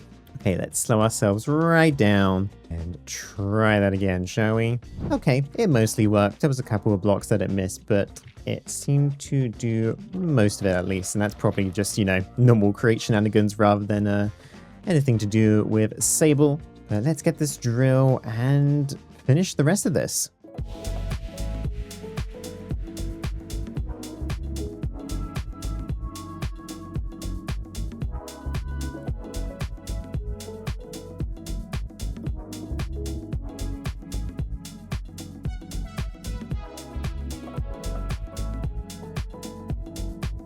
There we go. I obviously used my drill to clear it all out and then went back through myself and kind of cleaned up any bits that it missed. And I also brought my kind of dirt paver around as well to at least fill in some of the spots that currently don't have any grass or anything.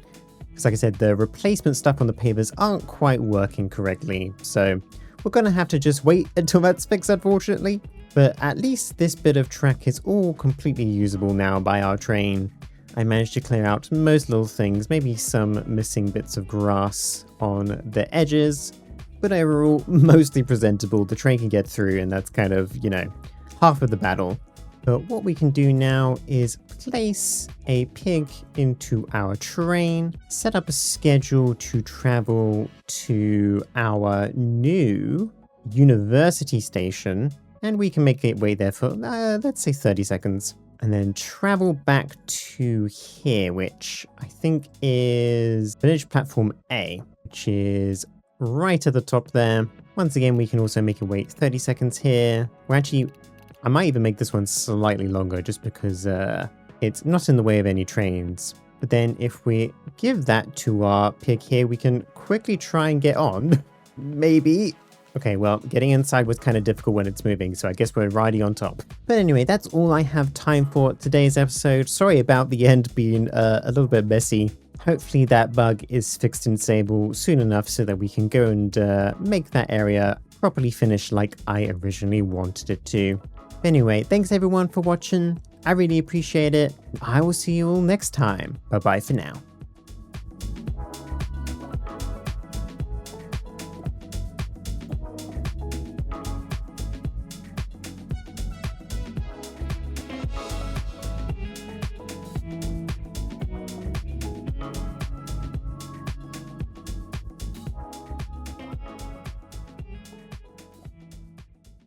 A new building for the new district. The past few episodes, I've been working on my new university district, including last week's fancy passenger train.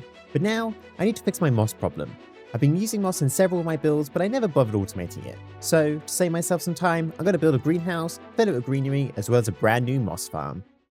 But yes, welcome back everybody. I'm actually over here on our bridge towards our main town area because I was taking some screenshots of this train for the thumbnail of the last video. So let's actually get this train back to where it should be. And I'm going to place down a new driver again. So I accidentally overshot the station, but I had let them all nicely parked up on a little bit of fence over here. So let's go and place them back where they should be using a lead and give them back their train schedule. So it can then go around automatically like it should do. Now, today's episode is going to help make this area look a little bit less barren. We obviously have our Enchantment Library from a couple of episodes ago and our lovely station. But now I want to build like a botanical garden / greenhouse thing. Still need to build my road around it, of course. We're going to have it nicely in the center here with a nice moss farm inside of it too. Now, of course, we are going to need some limestone and an absolute ton of grass for this build. So we need to head back to the main town, grab a bunch of limestone from our limestone farm again, which I honestly haven't needed to turn back on in a while. It produces quite a lot at least. And I'm pretty sure I also automate glass in here. So yeah, we're going to need an absolute ton of glass. Honestly, even more than that, to be totally honest. In fact, what might be a good idea. So I'm just going to send an absolute ton of sand to our smelter. There we go. Off all that goes. And it's probably going to take a few packages. But luckily, they can all just kind of just sit here and slowly smelt over time. As is the magic of using these kind of smelters. And there we go, that is significantly more glass. And hopefully enough for what we need. Okay, that's potentially too much glass. But usually I underpredict these things, so you know what? Maybe I can overpredict for once in my life. And you know what? While we're here, I'm going to grab even more deep slate because we're going to need to build the rest of our road in, so might as well grab the stuff they need for that as well. But yeah, I think I'm going to actually throw down this road real quick before we actually start our main building. And there we go, I've done enough of the road to at least figure out exactly how wide this place is going to be. So of course we need to start with our pillars on the sides of our building. I'm going to use some of our cut limestone bricks on the sides of these, with another pillar on the other side of course. And I do want to bring these pillars out by one block and throw in a copycat stair underneath with another pillar. Then we're going to actually add our glass, and we're using some of our ornate iron windows. And we can add a little bit of flower pot at the front with some azalea leaves. The side of that, I'm going to throw down some of our copycat slabs with more of our layered limestone, and then add a couple of these curved metal fences from McCaw's fences. And actually, I think we're going to go up one more block with that. And place a lantern on top, which helps light that up a little bit. And then as for the very top here, I'm going to throw down even more of our copycat panels and such to add a little bit of depth to the wall. Increase our pillars here up by one so that we can then drag this across, including at the front here a little bit. and throw down even more copycat steps for the top there as well. And actually, no, I am going to change this ever so slightly for the design that I want, because I want to place down some of our stairs here instead. And then use this ornate metal fence to go all the way across like that. And then use some of these copycat half layers to come down from our fence here, just to add a little bit of interesting design at the top. And then just for good measure, I'm going to throw down some plant pots here, but actually potentially even a block up, and throw in some lilacs in it, just like how we did on our train station. And that's the kind of basic idea I want for these. And that's the kind of basic idea that I want for each of these kind of windowed walls. And I think of in terms of in front of our building here, and excuse the massive hole underneath this, I want this to be a bit of a crossing from the other side of the road. So I'm just going to throw down some of our layered limestone and throw in some tiny tough bricks to match with the other pavement on the other side. And now I'm just going to replicate this just one more time so that we can then start designing our entrance to this place. Now our door frame is actually going to be pretty simple. It's going to be mostly just going to be opened up to the outside. And we're just going to have a nice simple arch and a massive door frame with the same kind of copycat details that I did with the window parts. But above this is where it's going to actually change a little, because this bit is going to kind of end up being almost like a small balcony for the feature that I have on top. I'm going to throw in our copycat steps for good measure. And above this is where I'm going to actually start placing our kind of first feature that's going to be part of the roof as well. And we're just going to arch this over quite simply. And then in our arch here, I'm going to throw down some of this raster white stained glass pane with some of the grey in between. And that gives us a little bit of a design for the actual arch up there. And then actually up here, I'm going to remove some of these copycat steps that I placed earlier and replace those with some copycat stairs instead. I'm going to throw down some of this andesite catwalk railing all the way around at the top here to act as our little balcony like I said earlier. And now we can kind of segue into how I want this roof to look like, because we can start building off here with some more of our raster white stained glass, full blocks. And then I'm going to be using a bunch of copycat slopes for this on both the inside and the outside, sloping upwards, making sure to throw in our material into those. And then go up another layer, add even more ramps, till we have a design that looks something like this. And then up here, I'm going to throw down some andesite catwalks with the same railings that we were using before. And once again, continuing our design up just one more set with our ramps above that as well. And there we go. I kind of wrapped it over the arch here, and I also actually built around the corner here a little bit with our building, because I also need to sort out how this is going to look on the corner. Okay, I accidentally messed up my recording there while doing this, but it is now done. Unfortunately, because slopes don't connect to each other around corners or anything, we've had to just add these kind of full blocks here instead, which I still think looks fine. It doesn't look too bad. If anything, it looks probably weirder on the inside, but such is the life of adding corners to these things. But anyway, yes, this is the general idea of how I want this building to look, so I think I'm going to mirror this on the other side and just do a general time-lapse of building the rest. Let's go.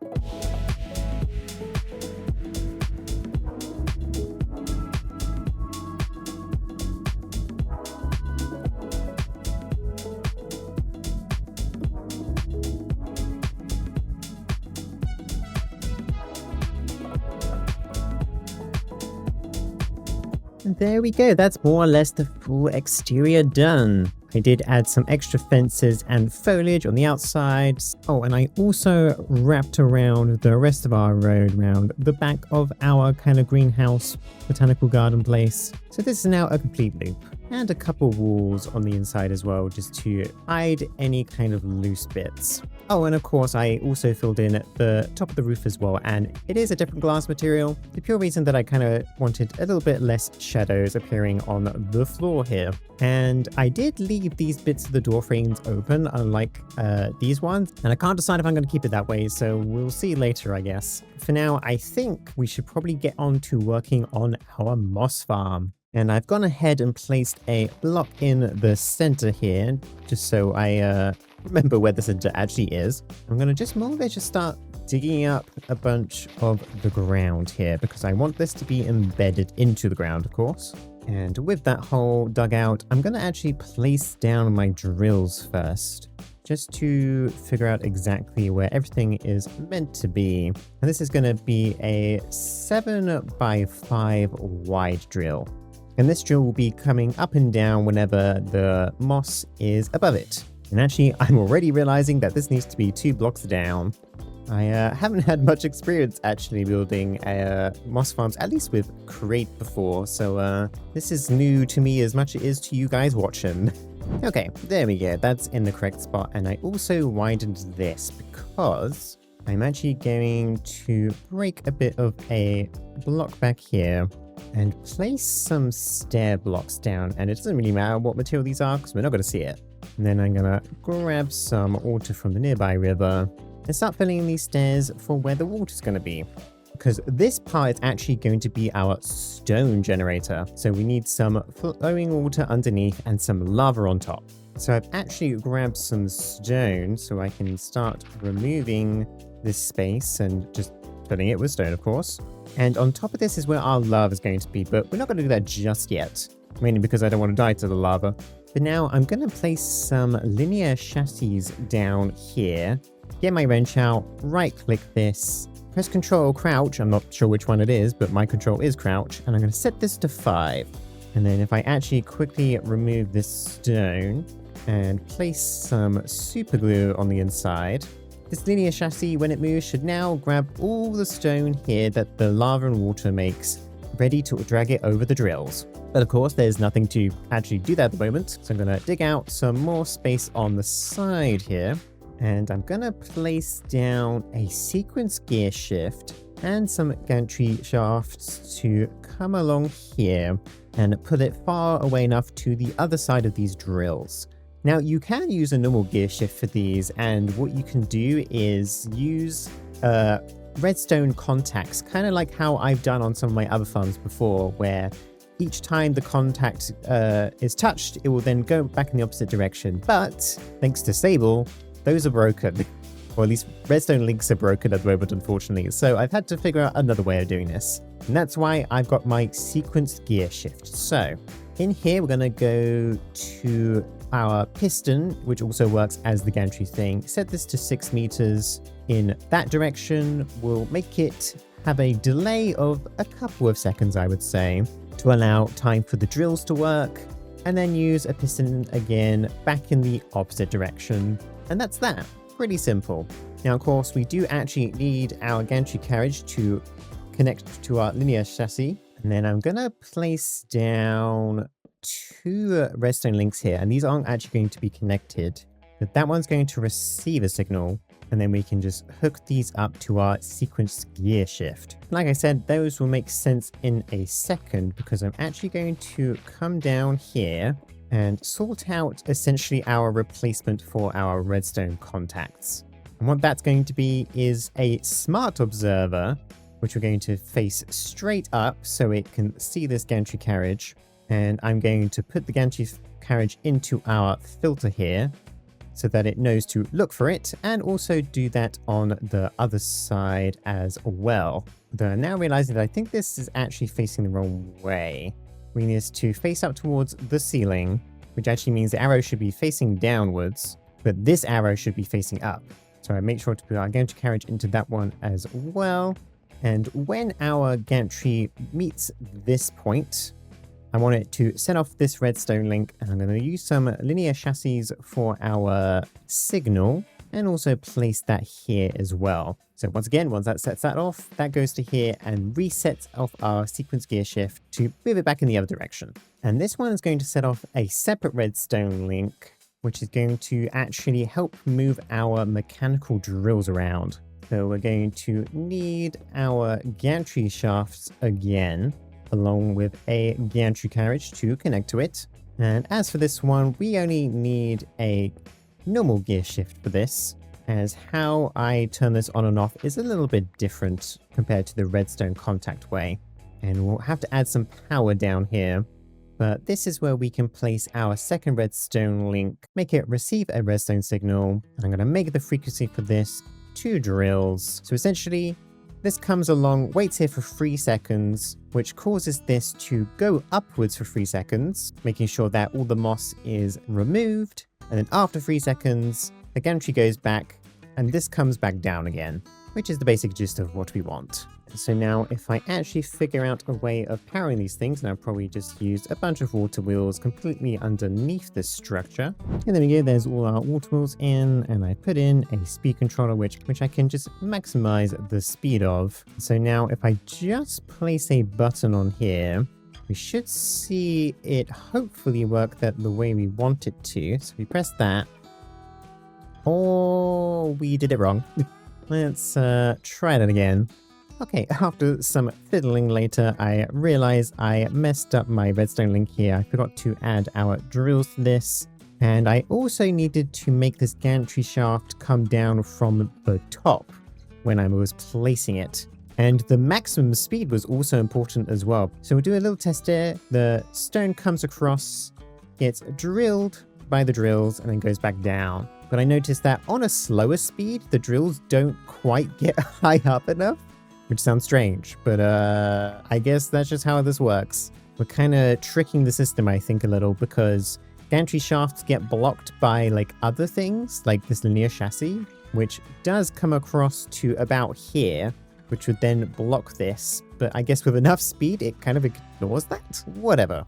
It works. Now for the moss part. And so what I'm going to do about the moss is I'm going to place a block here and place a dispenser going into it, like so. And then I'm going to place another redstone link here that will take the signal, and also actually put our joules as our redstone frequency for this. And I'm just going to throw any kind of bone meal that I have on me at the moment. And if I place down some more stone as a quick test, we can press this button, have it go across. The moss was activated by our dispenser with some bone meal, so a bunch of that stone did get turned into moss, and then it was obviously broken by our drills. Now we can't actually repeat that process again because there's now something on top of the moss block. Because if I, for example, try and do it again, you can see that absolutely nothing happens. So we need to clear this top block as well. So I'm going to get a piston in here by placing some blocks above and a piston below that to face straight down. Add a redstone link to this, make sure it receives.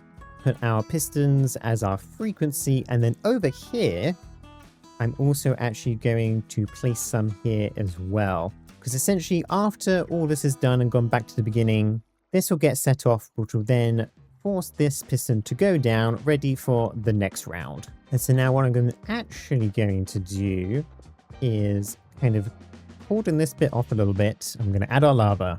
And I've grabbed quite a few here to make sure that this is all nicely covered up. And I think one in each corner and one in the middle should do. And then I'll cover that with some grass to make sure we don't fall in. And so now when that water streams through, the lava should fall on top of it and turn to stone. And so now that we have our system going, you can see it goes in, brings out some stone, the moss gets bone milled, and the stone underneath gets turned into moss as well. Obviously, it's not a perfect solution, so some stone is being left behind, but we're at least getting some. Now, of course, we aren't actually storing any of this. It's all just flying about, so we need to fix that next. So I'm just going to break a bit of redstone here just to stop the system from continuing. There we go. We can pick up all of this stuff as well once my inventory is a bit clearer to do so. what we're going to actually do is come underneath our drills here, and I'm going to place down a backpack from Sophisticated Backpacks and throw in our advanced magnet upgrade. And as you can see, obviously a bunch of things have already gone into here, and that will essentially collect anything that the drills drop or anything else, because typically, obviously, if we had some kind of form of storage on our drills, it would hold it onto there. But because things grow on top of the moss blocks, those kind of just get flung around everywhere, and it's kind of expensive to do with hoppers. So we're going to stick to our backpack.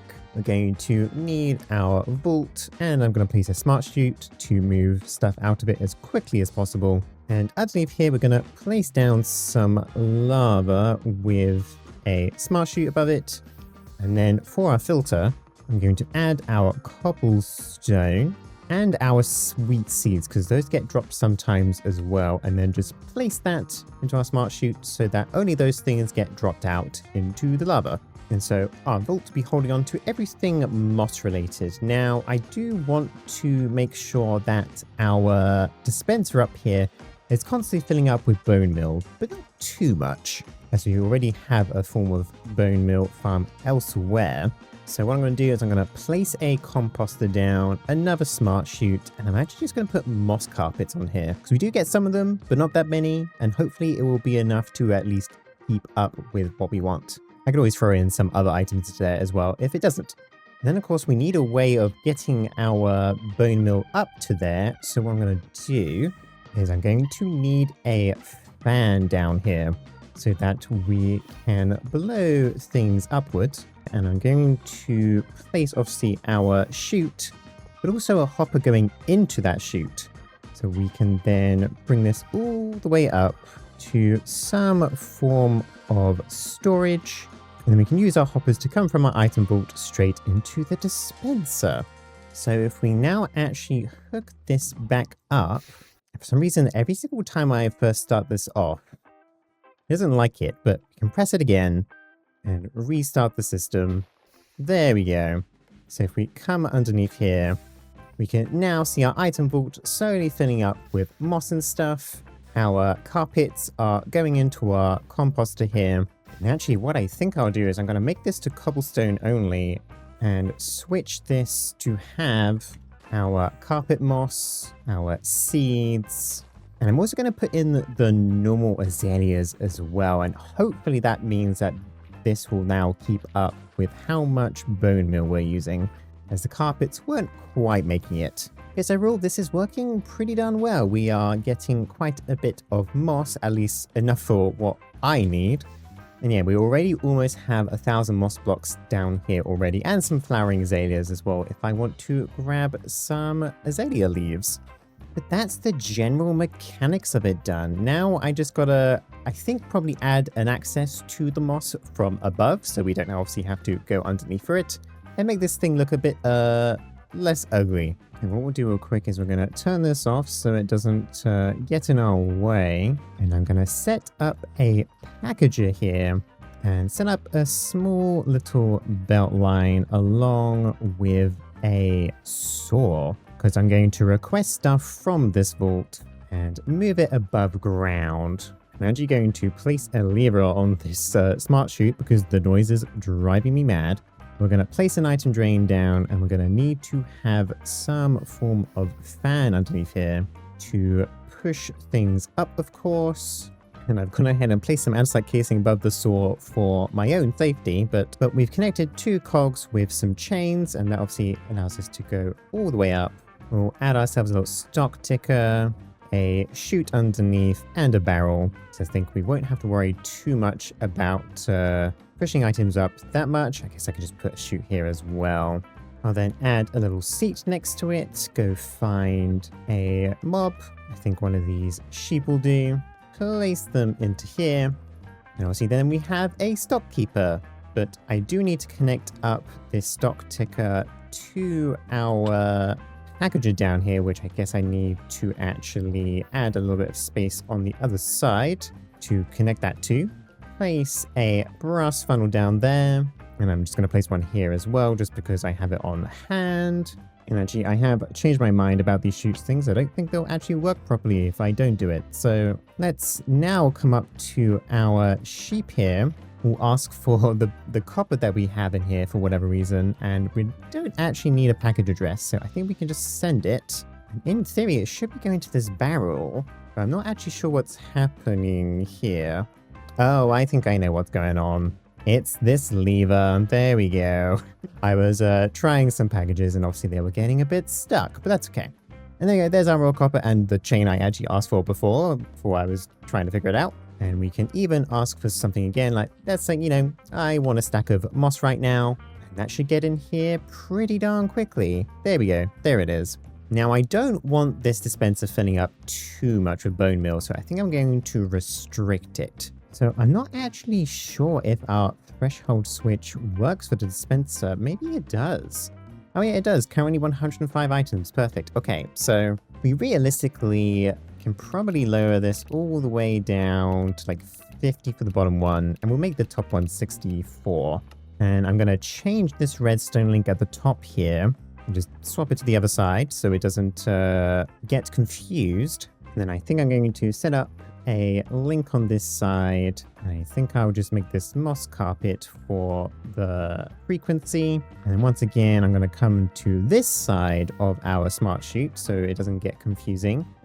Place this here, have it receive the signal, and do the same thing with the moss. So now I can remove this lever, and this will now no longer put anything into here until we have reached below 50 in our dispenser. And now to make this area look a little bit less ugly, place down some grass, but also some moss blocks on the edge of all of this. Because I obviously do want it to all nicely blend in with the rest of the farm. And I think I can make this look somewhat pretty at least.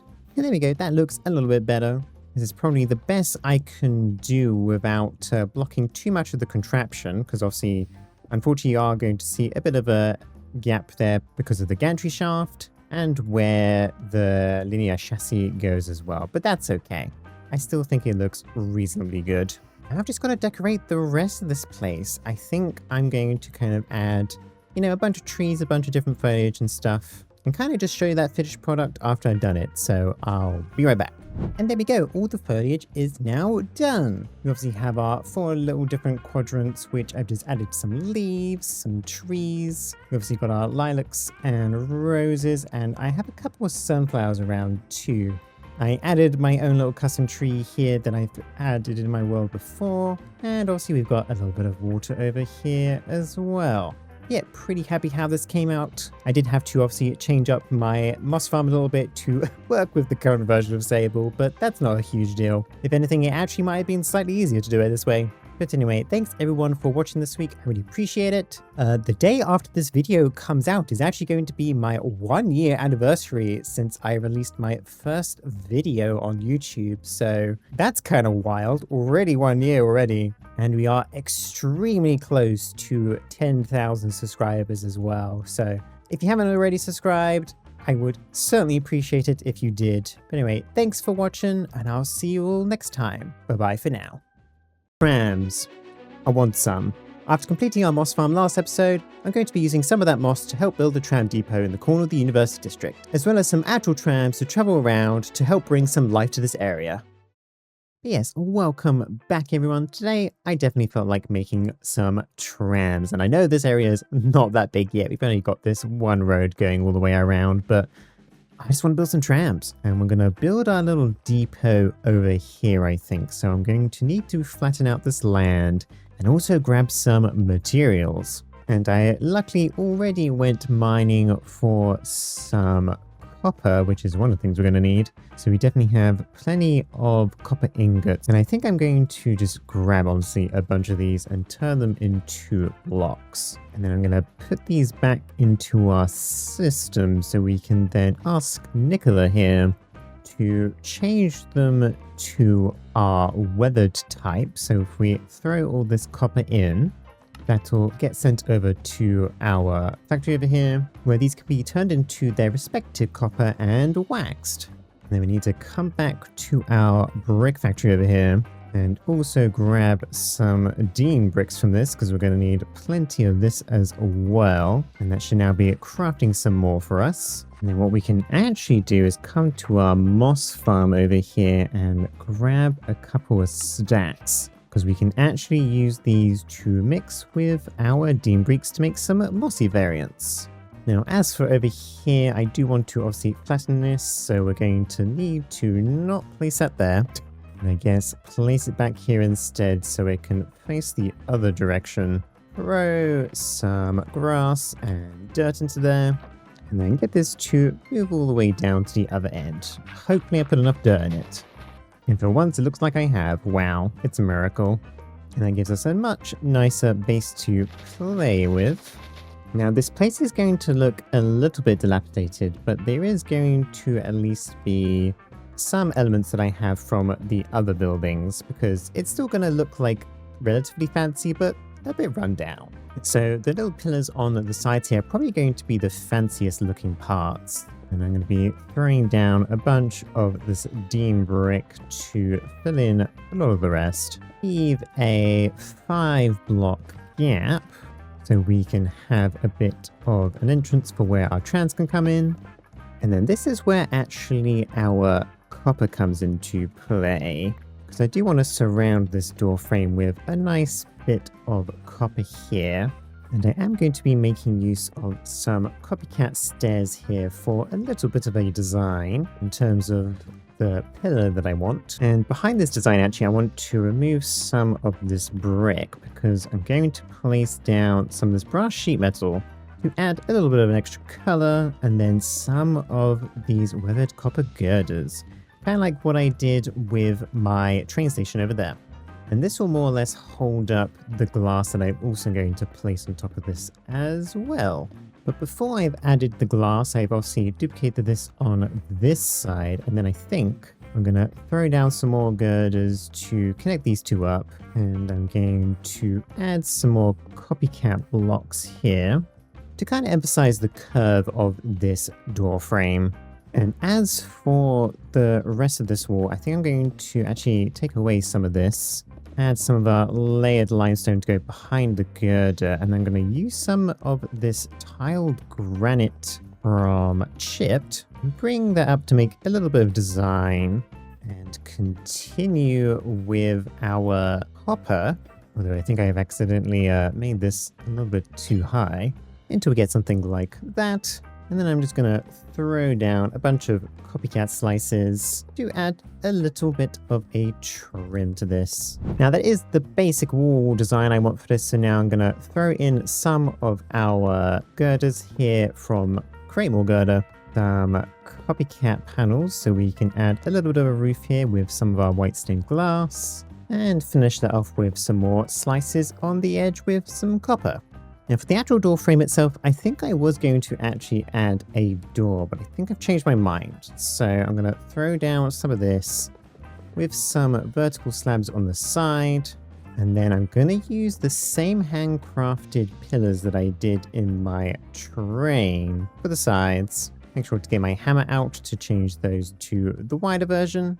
And just to fill in these little bits, I think I'm just going to put in some copycat steps with some spruce planks. And there we go. I'm rather liking that entrance.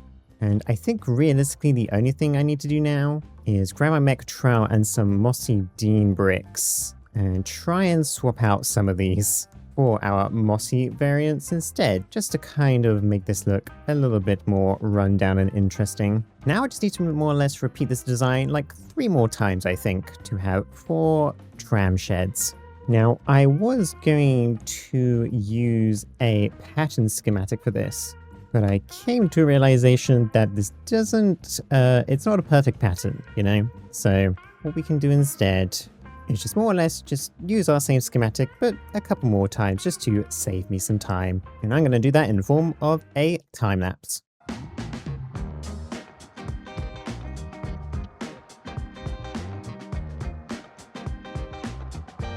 And there we go, there is the exterior more or less done. I re-added our pillar at the other end, of course, and fixed some issues that came up with the printing. But now I've just got to do both the inside as well as the roof. And luckily, that should be pretty simple. And I think the first thing I'm going to do is just build a interior wall real quick, just to color up some of these aspects that we obviously don't want visible. And in fact, while we are up here, let's get an idea of how we want this roof line to look like. Don't think I need to make it too complicated, and just use some of this stained glass for the middle parts here, and our copper for the rest, although not that line. Throw in some copycat stairs just to fill those in with copper as well. And I think the main last part I actually want to do here is bring out some girders just to follow the edges of our roof here. And we can build out the brick as well for a little bit of structure. And I went ahead and extended that out to about 8 blocks from the front. And I think I'm going to do it one more time back. And that should be deep enough. These trams aren't going to be particularly big, so plenty of room for them to fit in here. But I am going to come up with a little bit of a design here first for the interior wall, because I think I'm probably going to make this a relatively deep wall actually, so that we can have a bit of a design on each side. And I don't really need to reinvent the wheel for this, so I'm going to place down some of these slabs here, and we're going to throw down a bunch of these bricks in between, copycat vertical steps on the sides, and then we can just more or less just fix up the top here so everything meets how it should do. And there you go, nice and simple. I would just think I'm going to throw down some of these slanted girders on the side, and that's looking pretty good. And I've obviously duplicated that one more time, and as for our back wall here, we're gonna pretty much do something very similar to the front, I think. Obviously, instead of a door frame, it's gonna be a nice little window, I think. And for the actual window itself, I'm going to use some of this ornate iron window panes so we can look out the back rather nicely. Now, I think before I essentially duplicate this a few more times, I'm going to fill in the ground here with some of this tough mini tile, and then also throw down some of this narrow tileless train track, because this is what we're going to actually be using for our tram line. And I'll sort out exactly how it's going to go onto the road, but this will do for now. And then on the actual track itself, I'm going to use some of this deep slate to sit at the bottom of the rail. And that helps the rail kind of stop sticking out so much from the ground. In some ways, I wish we could like embed this into the ground, kind of like how real tramways along roads work, but can't quite do that, at least not properly anyway. But this will work as well.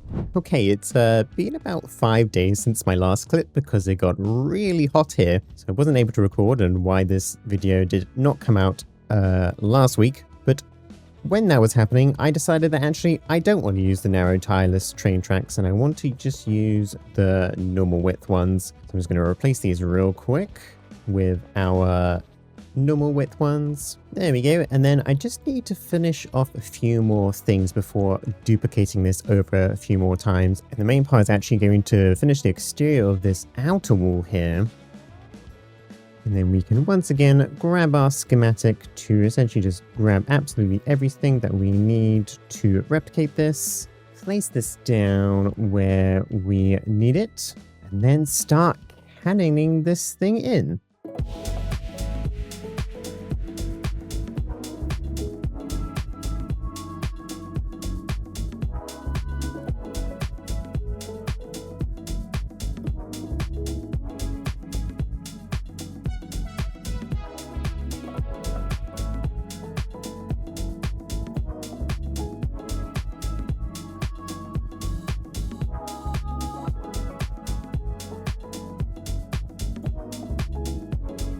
And there we go, there is the exterior more or less done for this building. Obviously, as you can tell by the speed build, I ended up just finishing the rest of this off kind of in my own time. But we now have some of our tracks coming out using these half slabs as well on top of the rails, so it doesn't stick out as much. I went around on the walls on the sides here, Obviously add the exterior, but also I added like some moss, some of these kind of copper buttons, and some kind of broken bricks and stuff as well to make it look a little bit more interesting. And of course I did that on this side too. And then on the inside, I once again added some more of our moss and stuff and a little bit of a buffer at the end of the tracks so the tram doesn't go flying into the wall. Now, of course, we now have a tram depot, but we don't have any trams. So I think that's what we're going to do next. And so I'm going to actually extend our track a little bit here, place down a train station, set up our train, so we can then throw down some train casings at about that kind of distance, but I do want these to look a little bit different. And I think we're going to use these Blomberg variants for this, because I think that looks a bit more like the kind of things that you'd see on an actual tram. Now, of course, these are going to be a block above the street level, and I can't really do anything about that other than like shoving into the ground, but I don't feel like doing that. So we're going to work around it a little. And I'm going to start by throwing down some of these copycat layers. And I need them to be about 2 thick just to make sure that they are appearing above the actual wheels themselves. And we just need to pretty much put in a nice big base of this down. So we have something that looks a bit like that. Then I need to start thinking about how I want the outside of this to look.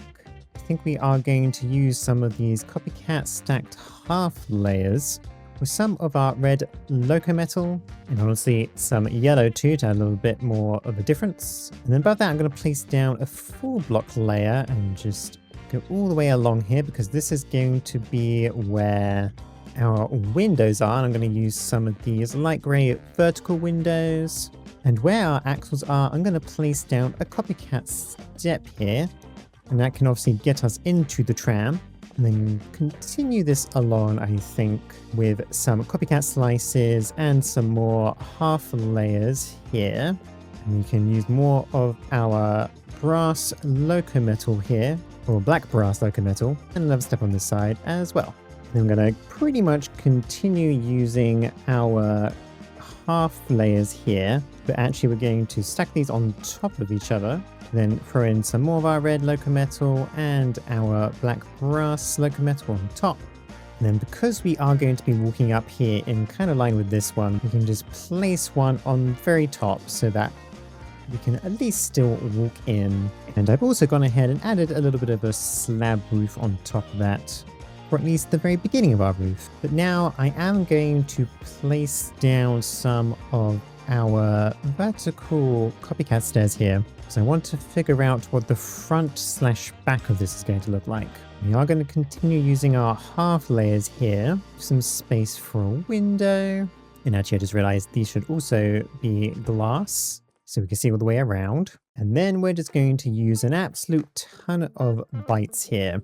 So I want this to be a different mix of materials, but make it still nice and rounded. And we'll continue our black brass at the top and the red loco metal below that. And I do also want to continue the black loco metal at the bottom here, but we are going to have to remove a bit of the track for this because I need to come underneath and start placing that down. And I'm going to have to leave the track removed for now because I'm going to need to glue that piece. And obviously the track's not going to be able to be placed there. So we're going to have to wait until this is actually a proper train. Then above this, and what's going to be the thing that kind of moves through the center of our tram, is some of this grey brass loco metal, one of these front lights to go in the front there, and a little placard on top as well. And that would be where like the tram number is and stuff. But obviously we don't have any numbers in normal Minecraft, or at least none of the mods that I have. So we'll just have to pretend. And then I just need to color up this gap, preferably with the right loco metal color. There we go. And that's the kind of basic gist of how I want the exterior of this to look. All I need to do now is kind of repeat that on this side, making sure to leave a gap for our door frames and such. And there we go, there's the exterior more or less done on this tram. And I think the very last thing I'll do for the outside is use one of these crate deco stairs along with some half layers. Fill that in with some of our loco metal. And that can be our pantograph, which will obviously connect with any kind of pylons above to give it power. Those don't currently exist, but they probably will soon. Then as for the inside of our tram, obviously we do have these bogies sticking out. I unfortunately can't really do much about that, so they're just going to have to become part of the furniture. And I do have some of these red tool seats that I'm going to place down on the edges here. These are from Additional Logistics, interestingly enough. And that gives us a place to, sit down for the ride on the edges. And then as for the front and back, we're going to need to remove some more of our floor, place down a train control, obviously facing the correct direction. I'm going to add a smaller seat, just so we can see through the windows a little bit better, and repeat that on the other side as well. Now, although we can't cover these up or anything, we can still kind of make it part of a wall to separate the kind of driver's cabin from the rest. So throw in our window and our different locometals. Continue that on the sides. Then I repeat that on the other side and added a little tiny bit of ceiling decor. I mean, it's quite literally just a couple more copycat blocks, but at least it doesn't look like a flat surface anymore. And that's more or less it for this tram. I was going to place some doors down, but we have to leave this gap empty, and I think it would be a bit odd to do that. So I think we're just going to leave it open, and it won't be that big of a deal. But now, of course, it's time to glue this thing together. I'm going to have to be a little bit careful with this, as to not glue the wrong things.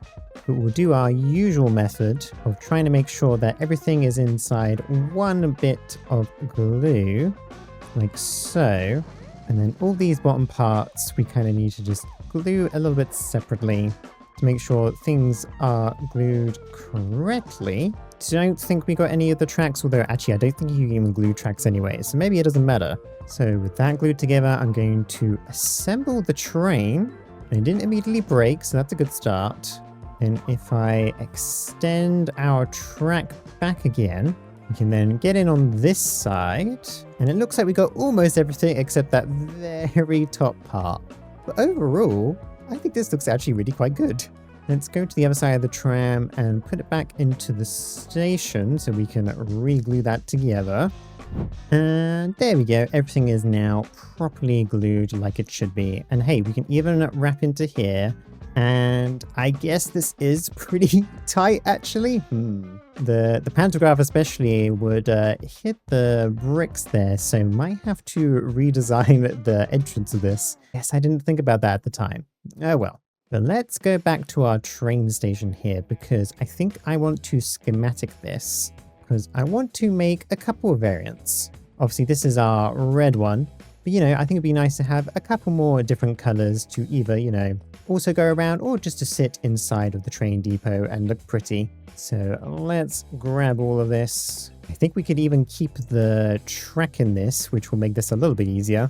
And we can place another one just in front of it, place that into our cannon, grab the checklist with things that we need. And I'll probably deliberately pull out the red /locometal to replace it with a different color. But I'll grab all those materials and then just show you the finished product. And there we go. I opted to go for a bit of a cyan look and also change the seats on the inside as well to cyan too. Although those are definitely two different types of cyans, but whatever. Oh, and I also had to change the lights at the front here because for some reason, whenever these deassembled, they just disappeared. So I'm using these ones instead. They will have to do. And now that we have our two little trams, and maybe I'll add another one at some point, I should actually first, real quick, make sure to assemble these trams so that they are easy to move. But then afterwards, I'm going to try and complete the rest of this tramway and also figure out exactly where our stations are going to be, because I want a couple of stations at least, although we probably don't need too many more than that because, this is not exactly the biggest area in the world.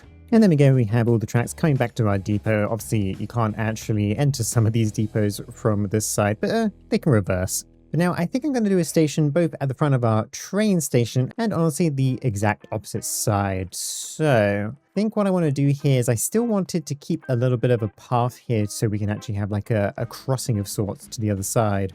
But we can kind of wrap this around a little bit to give us a platform at least. And we only need this to be like 1 block high, I think. And I am going to use some of these limestone tiles like I did inside of my train station. And I am going to add a bunch of copycat steps here on the edge, because this is where the tram should at least line up with the platform. So you can just step right on. In fact, we can even grab the current one that's here just to see what that looks like. And yeah, there we go. Perfect. You know what? We'll just leave this here right now.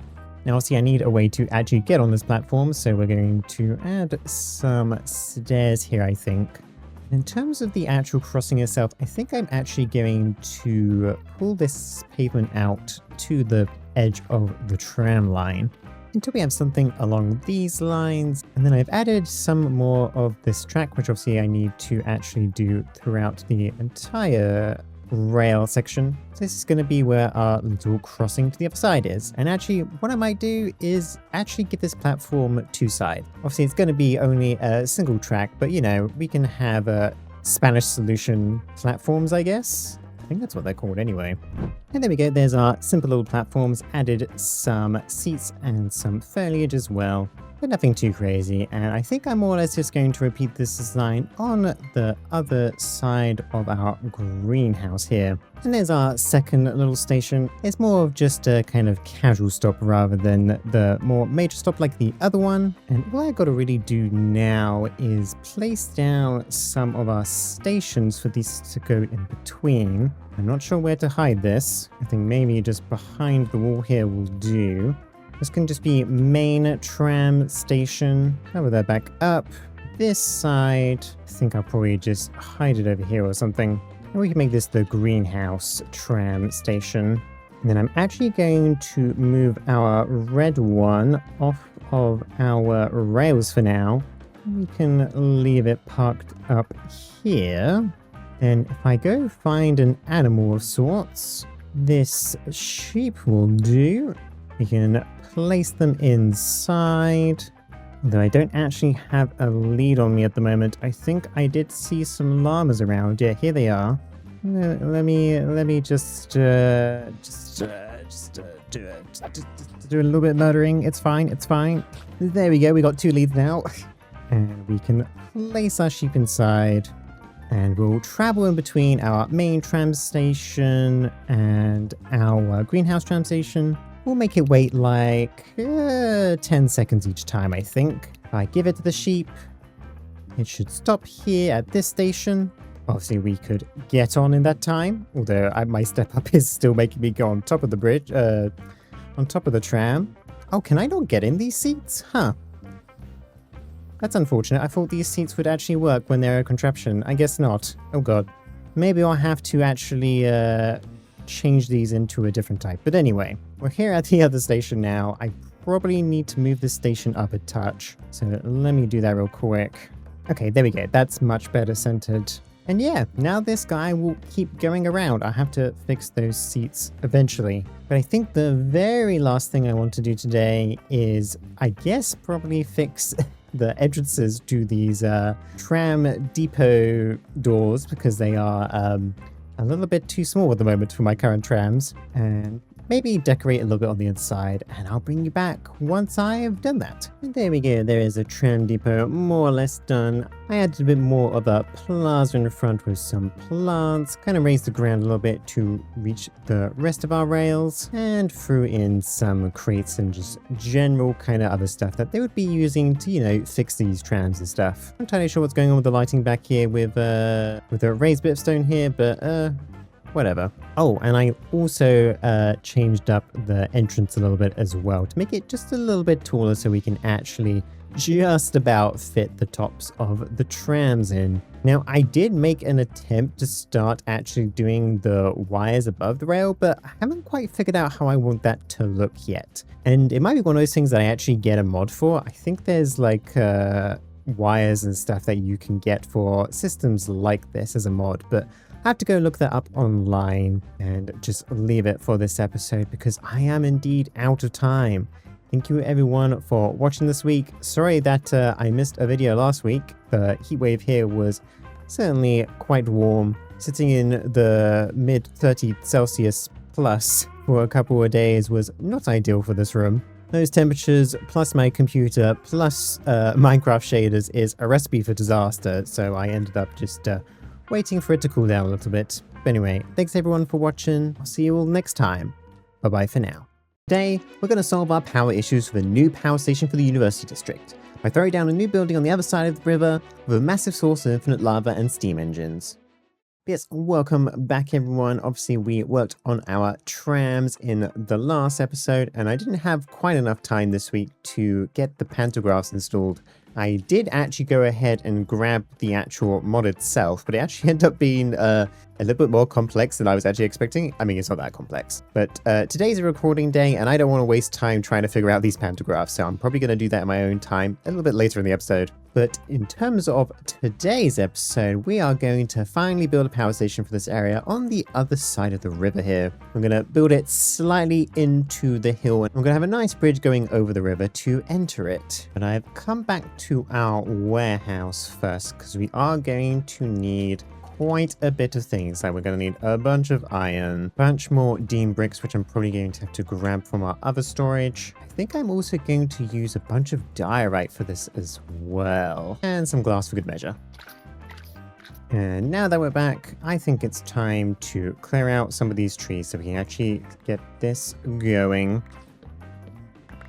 That all nicely cleared out, I can start figuring out exactly how this building is going to look. We are going to use some of this cyan brass locometal to start with. I think these are going to be our two window frames and we're going to have our entrance in the center here.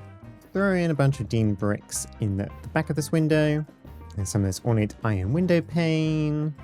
And because this is such uneven ground, I think I'm actually going to lift this up a little bit so that these windows are aligned, and I did end up using some more locometal for that. And then I'm going to throw in some of these vertical steps going all the way up the sides, and a little bit of a design at the top here with some more locometal inside that.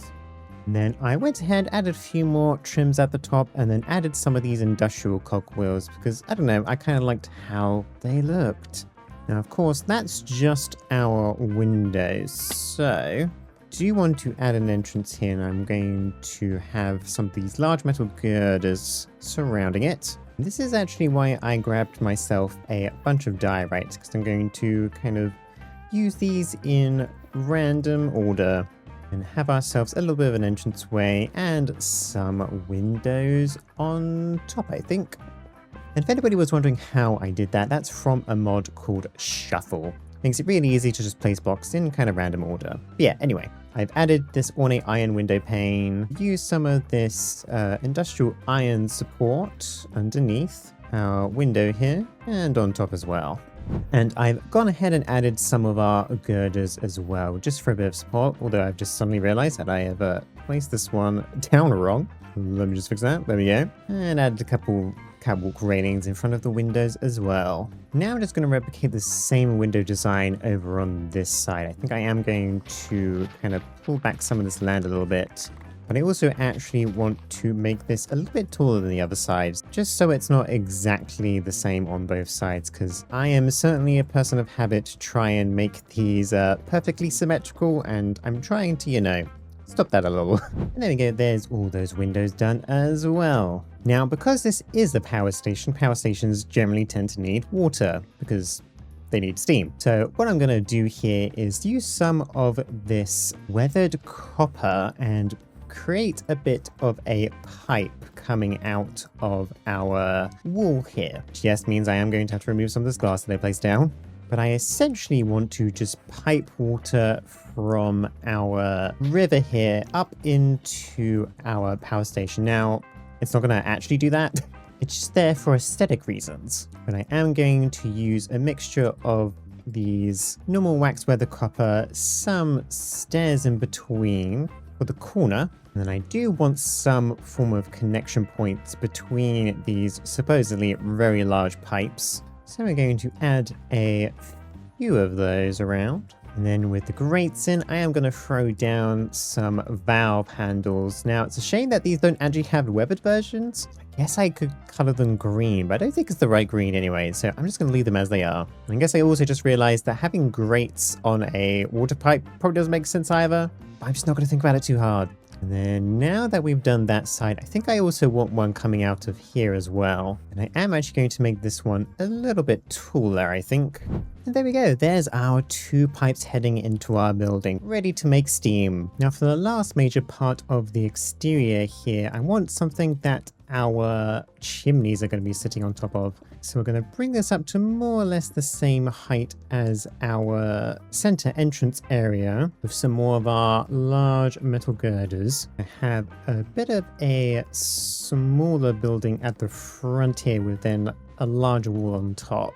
And this little building is going to slope up into the wall here. So I'm going to place down some more of our metal girders with some slopes. And then I do also want to use some of our green or cyan loco metal again. So I want these to kind of go up the roof too. Place down a bunch of these copycat blocks. And I'm going to use some of these industrial iron sheet metal for the roof part. And have the loco metal on top. Kind of almost look like pipes as well, actually, going up the side of this building. And up here we can continue using our diorite for the rest of the wall. And that's how I kind of want that bit to look with all the different details. Now, I did want to add these 2 locomotive wires on the side here, but they do have this little bug. So I think I can get around that with some of our copycat slabs. And then placing our loco metal into those instead. And yeah, there we go. That certainly fixes our slightly annoying issue with that. And then of course, because this is where our chimney is going to go, we're going to build a chimney on top of this. And after adding a little bit of a roof here, we can start wrapping around a bit of a chimney. Although it would certainly help if I actually centered this properly. And after the first kind of layer, I'm going to throw down some catwalks going all the way around it. And start moving this inwards a little bit. Be sure to actually turn on my randomizer.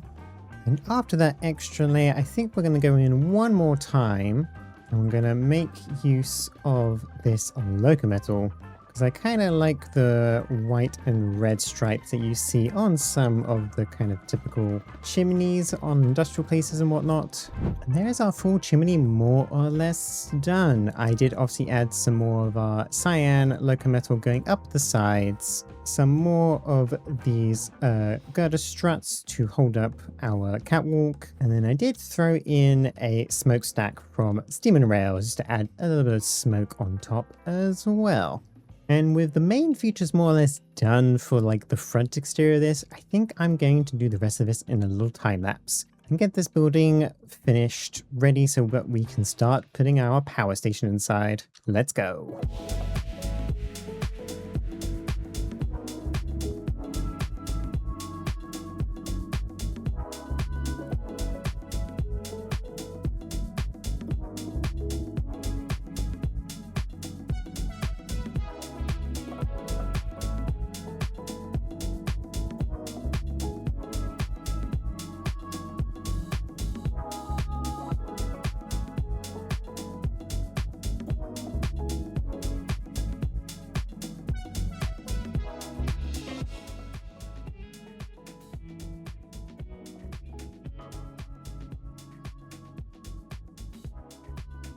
There we go, there is our exterior more or less done. I did make a couple of mistakes. I don't know if anybody noticed it during the time lapse, but I did make one of the chimneys smaller than the other. I fixed that though. But of course, now the exterior is mostly done, we now got to deal with the interior, which is currently filled with a hill. And I will just clear this out without, showing you guys. But once this is flattened out on the inside though, we're going to move on to making a massive hole because I want to make infinite lava. And the only way to make infinite lava is to have 10,000 lava blocks. So it's going to need to be a pretty big hole. But let me clear this out real quick. There we go, there's the inside, all nice and flattened. And now I need to go and get a bunch of drills. And unfortunately, I don't think I have any in my storage at the moment. I have just the one. But I'm going to make an 11 by 11 hole, about 121 of these. So we're going to definitely need more than that, that's for sure. Okay, I put some more iron into the system as that was actually what we were low on. So let's get ourselves 121 of these mechanical drills. And I'll just craft them in my backpack. We're also going to need a rope pulley and a speed controller, just so that we can actually start digging down with all these drills. Now, like I said, I want about 11 by 11 hole, so I think we'll build out from here. So it's going to be about that size, and then we're going to just place down all of our drills. On top of that, we're going to need our rope pulley, and make sure to glue all of these drills together so they will go down as one. I'll have a speed controller. I'm going to set up a very quick water wheel situation here just to get this moving as quickly as possible. I did accidentally make it go down a block, but let's speed this up to as fast as we can. Have that drill all the way down, and I'm not going to bother to put any storage on it because honestly I don't care about the stone. But that will make its way down, and we do need to go down by about 83 blocks, although we might end up just going down a bit more just to, you know, make sure. So now we just got to wait a little. And it looks like there's actually some infested caves underneath here, so I think we've been killing some silverfish, but we are pretty close to the deep slate level now, so it shouldn't be too much long, and I obviously have to clear out all the water and stuff. In fact, actually, let's pull this back up now. Even got a bunch of glow squid. Hi, glow squid. That happened last time too. Anyway, down we go. And minus 18 is, I think, where I need to be. So yeah, it does look like we're pretty good. We're down to minus 25. So let me just clear out some of this water. We should be good to start filling this with some lava. Okay, with that all cleared out, and I had to kind of make my way back up through the stairs because my jetpack can't fly that high. We can now start filling in this with lava. Now, luckily for us, Create no longer requires it to be 10,000 blocks of source blocks of lava. It just needs to be 10,000 blocks of lava, period. So what we can do is we're going to cover the top hole here, and then I'm going to fill this one layer up with lava, and we're probably just going to go back to our old power station for that. So what I'm going to do here is place down a track with a card assembler, place a big old tank on top of that, and then I'm just going to pretty much directly connect up to our lava here, although maybe not this one. I'm going to let that slowly fill up until we have enough for our other power station. Now, I don't need this to actually be all the way full. I think I only need about 121 buckets, but we'll do a little bit extra just in case. Because knowing me, I'll probably mess something up. Okay, we're now at 230, so that should be enough realistically. I'm going to break this pipe connection before lifting this up. So we just use our lever, turn it into a contraption. Hopefully that works. Yep, there we go. Now we can place down our contraption again. We are going to need a little hose pulley for this. I'm going to lower that down by 1 to make sure it's only filling in this level. Hook up our pipes to this, as well as a mechanical pump so we can actually get it out. And we'll just bring in the power from over here for now as a temporary setup. So now we are filling up with lava. I don't think it's meant to have filled in that one, but that's okay. And there we go. Let's quickly break that. And now, of course, there's our lava, but we do need to break the blocks underneath so it goes all the way down. And that's when our drills come back into use. So we're going to just remove this real quick again. And I'm going to reverse this back down. And that should break through our bit of stone. So then we can bring this back up. Now that lava is slowly going down. And luckily for us, because it's flowing lava, as long as there's no blocks actually in the way, it won't enter these caves and fill these up as well. So I didn't have to worry about filling in any holes. And now that we've actually reached the bottom, what we can do is move our hose pulley all the way to the bottom. And once that bottoms out, I think we can start spinning this. Now, this says it's a bottomless supply, so we are actually, in fact, filling up our lava tank here again, but obviously we don't actually need to do that anymore. We can at least know that this is working correctly. And now that I've figured out exactly where this lava pit's going to be, I think we should probably work on the interior of this place a little bit, especially around the back where it's currently, you know, just a stone wall. I also actually did turn off the light shafts thing as well on the inside because especially when there's a colored glass on the roof, it can lead to some nice looking fog, but when it's being recorded, it doesn't look as good. So I've turned that off for now. But anyway, let me go ahead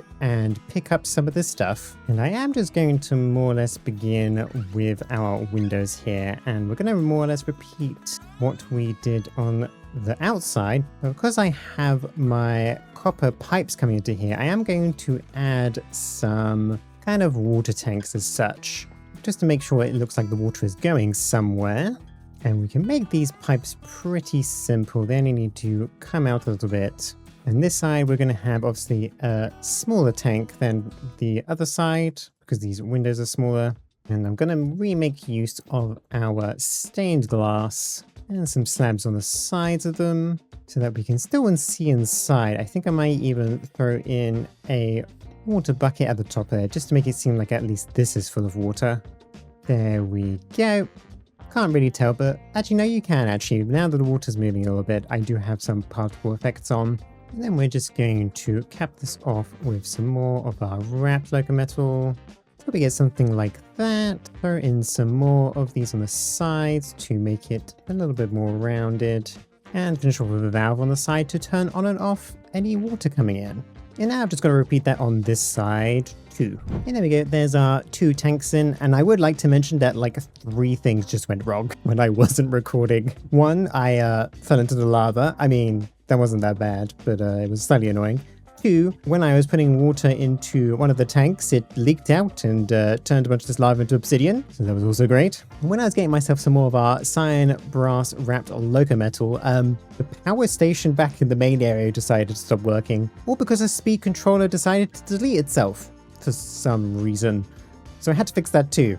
And none of y'all got to see any of it, so sorry about that. But I did add in some more of our local metal frame around for our walls. I still need to put in some of the actual brick and stuff behind these, but I want to finish with some more of the other designs first. And actually part of that involves covering up some more of this lava so I don't fall into it, because I do plan to at least cover quite a bit of this lava with some form of stone because I don't want it all visible, just a little bit. But there we go. Anyway, right, so I want to pull out our copper tubes here and I want these to act a bit like pipes. So I'm kind of going to move these along the floor and up into this section up here, because this is where we're going to have some other more fake water tanks, because I want to actually place our steam engines on either side here. And obviously our water in the center can then fill in both of those. And I am going to use some copycat vertical stairs on the corners here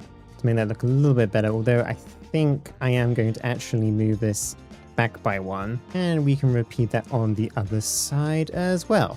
And I did actually go ahead and come up with a little bit of a tank design as well. Obviously very similar to the tanks over here, but embedded into the wall instead. Now I have gone ahead and grabbed all the bits that I need for some of these engines. And like I said, I am going to embed this into the wall a little bit. Have our pipes at the bottom because we are going to be using our lava to power these blaze burners. I have our tank on top, which we need to turn into a engine. We're going to probably need about 9 on each one to get the maximum power out of this. Making sure to throw down some shafts to actually make those engines appear, and repeat that on the other side too. And now that our 2 engines are in, I think I'm going to actually sort out exactly where this lava pit's going to be, or at least where the access is. So obviously there's our lava. We're going to need our hose pulley. I'm going to need to make sure it faces the right way. There we go, there's the pipe sticking out. And obviously just place down a bunch of pipes into our 2 different engines over here. And I'll make sure to power that at some point. For now, I'm going to cover the rest of this with some of our catwalk. Just not around where the actual hose pulley is. And then put some more catwalk railings down as well.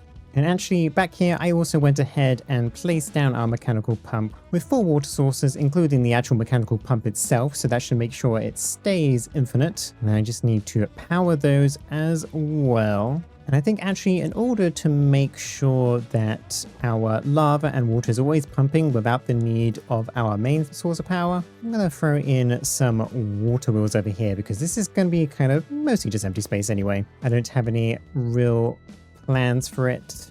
And with our water wheels in and some speed controllers, with obviously all our cogs going into all our different pumps, we are now pumping our lava from our infinite source to our blaze burners, and obviously pumping our water out from a little bit of water back there to produce 147,000 stress units. And the same over here as well. So there's our actual proper power generation. And now I do actually, obviously want to grab the power into a single spot, but also help decorate the rest of this as well. So I think on the sides here, we're going to bring out our locometal again and kind of embed these into the wall a little bit so that we can collect all the power into one and probably just throw it into the wall so that we can have a single point of connection. And actually, I think I am going to just kind of repeat the same tanker design on the sides here. I know obviously this is not going to be filled with water in theory, but at least it will look consistent with the rest. And I'll copy that design on the other side too. And while I was at it, I did end up filling in our walls with all of our nice Dean brick on the sides. Now you probably can see that I've deliberately left a gap on both walls. And that's because I want to add a little bit of a fancy feature on each side. We obviously have our engines that are moving, but I wanted at least a little bit more movement in here, kind of like my other power station. And my thinking is to actually use some of our flywheels pretty much on top of each other with a little bit of a gap in between, where we're going to have some of these metal girders and essentially make a whole stack of them leading up to the top here. Until we're left with something along these lines. Now, I do need to power this. I think I'm actually going to bring in some power through the back wall here, using a chain to connect these two. And then we can just bring the power back and around underneath for the actual flywheels themselves. And I did end up using a speed controller here to get our maximum speed for these flywheels. Though we could probably go a little bit slower. I think that's almost too fast that it's blurry. Okay, I think 64 is actually a pretty decent speed for that. And then I'm going to repeat that on the other side here. And there we go, there's our kind of 2 rotating engine things. I actually ended up going into the back and just changing the speed controls out with a chain drive, because honestly, the default speed is actually pretty fast. Now, the rest of this is really just kind of adding finer details. I do want to add some stairs heading over our pipe here for easier crossing. We can do that on this side as well. And then also wants to have something that's actually moving up here as well. Probably another custom flywheel that's a little bit bigger. And we'll have to dig into the back of the wall here a little bit, just so that we can fit this in. We can place our middle part with our mechanical bearing probably facing straight down. Build this out with a couple of copycat beams, I think, with some copycat stairs in between to connect them up. And then use our yellow brass locometal to kind of do the same thing for the outer ring too. And to make my life a little bit easier in this respect, I'm going to just glue what we already have all together and then rotate this around by a couple times. There we go. And then continue on this side what we were doing before.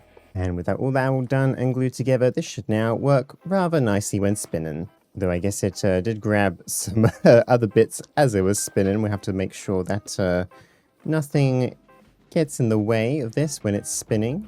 There we go. Cover the rest of this up with our locometal. And also figure out a way to get the power up here. Well, I got the power up there. Maybe a little too fast though. We'll have to throw in a speed controller up here, I think. And there we go, a much more reasonable speed for our little fake flywheel. And now that we actually have power up here, I can place down a stressometer here, and we can place down a screen here, I think, with some display boards, making sure to actually power this thing.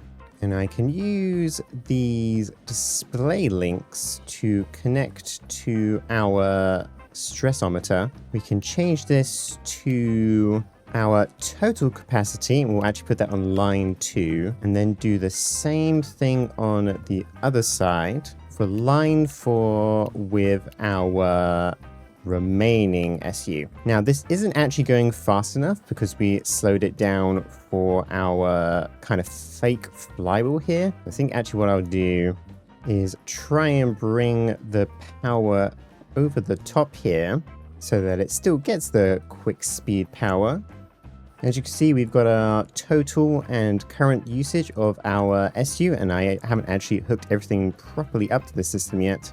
So it's not showing the right one at the moment. Actually, I think it even might be showing the water wheels, so I'll have to fix that. Now, what I can do is align these into the middle a little bit better, with the help of just smashing some spaces into our display link here. There we go. If we get our clipboard out, we can write some stuff down. I'll do total capacity and do that for the top line, although we might need a space or two. There we go. And then capacity left for the line below that, although it would help if I don't crouch when I try and place it. There we go. And then the last thing to do is place some glow ink sacks on all of these so that they show up a little bit better. And there's our little screen telling us how much stress units we have. And I think the very last thing I want to do in here is replace this god-awful floor with a mixture of our tiled tough and tough mini tiles, and just more or less cover the entire floor. Now that all the floor is in and I finished off some of the wall details I forgot about, the last thing I really need to do is build a bridge, heading back over to the main area. So I'm actually going to do that real quick and show you the final product. There we go. There is our bridge into our power station done. I obviously connected the path right up into the rest of our area here. And I did put in some stone and tough walls as well, because I felt like just the grass looked perhaps a little bit strange. And in terms of the power station itself, I ended up adding another one of these kind of spinny things on the top, because I do actually quite like how those look, and it gives it a little bit of movement as well. And then the final thing I actually did as well is I got the pantographs up for our tram system. It was a little bit difficult trying to figure out this area, and I don't know about the realism of any of this stuff. I just kind of did what sort of looked right at least, but it now looks like the trams actually go along them, so that works for me. But anyway, thanks everyone for watching. I appreciate it, and I'll see you next time. Bye bye for now. Today, we're going to build a big bank in the University District, both to help us fill out this town, but to also help us produce diamonds with the help of some custom create recipes. But yes, welcome back everybody. Obviously, last time we worked on our power station, and that's going to be useful for this episode too. So we are going to be making our bank here. Now, of course, I do want to automate diamonds in this bank, and I've added a couple of custom recipes to do that. And the main two are turning 4 charcoal into 1 coal using a press. That way we can use trees to actually help make our coal and diamonds. And then for the diamonds themselves, they need a block of coal and some lava pressed into a diamond. And of course, our block of coal is already a thing that's in Minecraft. You just got to put 9 bits of coal together. Yeah, I don't really have any use for these diamonds, to be quite honest. I just wanted to build a bank for this area, and I felt like I needed to give it a create reason to exist, so now it has one. Now, of course, I am going to need some materials. So headed back to the main town to grab some limestone, cut down some azalea trees for its leaves, as well as grab some spruce logs from my lumber yard. And then with all this resource gathered, I think I'm going to repeat what I did in front of this enchantment library in terms of this wall here, but just on the other side as well. Because I do want this bank a little bit elevated like our enchantment library, but I also want to place a little bit of a fancy tree in the middle of it. And there's our tree. You might be wondering why I'm putting a massive tree in the middle of a bank. It's a bit of a weird concept. But honestly, because our diamond farm actually does need trees, I feel like it makes some amount of sense at least. But anyway, now in terms of the exterior of this place, I do want to use a bunch of limestone, just as I have done for the rest of my builds over here. Well, most of them. I'm going to be using our limestone pillars again to make some nice columns at the front. And this is definitely going to be inspired more by the kind of Roman-esque kind of types of banks that you see sometimes. We are going to be using some of our copycat slices and stuff at the top here with our columns to help hold this thing all up together. And that's going to be our outer columns as such to hold up the roof, but our actual internal walls are going to be around about here. We're of course going to have a window facing onto the inside with some of this ornate window pane and kind of repeat the same column design as the other side. And then as for on top here, we're going to add a little bit of a section where I'm going to place down some of these limestone tile walls, but break that up a little bit with some normal limestone and some stairs in front. And I think we're going to use some more stairs here for a little bit of a trim. I'm going to make sure to use these slices to just add a bit more of a trim on the tops and bottoms as well. Because obviously limestone is a relatively flat material, so sometimes you need to give it a little bit of extra depth to make it look a bit better. Now I do want to start arcing our roof a little bit here using a bunch of our limestone cut stairs and adding a bit of a gradual slope upwards. So we have a roof line that looks a little bit like that, and place this behind all of this until we have a design that more or less looks like this. I think the one small thing I want to add to this is actually some azalea leaves, because obviously we do have our big tree in the middle, and so it makes a little bit of sense to add a bit of foliage to this as well. I'm probably going to mirror this at some point with the help of our schematic cannon, but I'm going to continue our design across towards the center of the building here.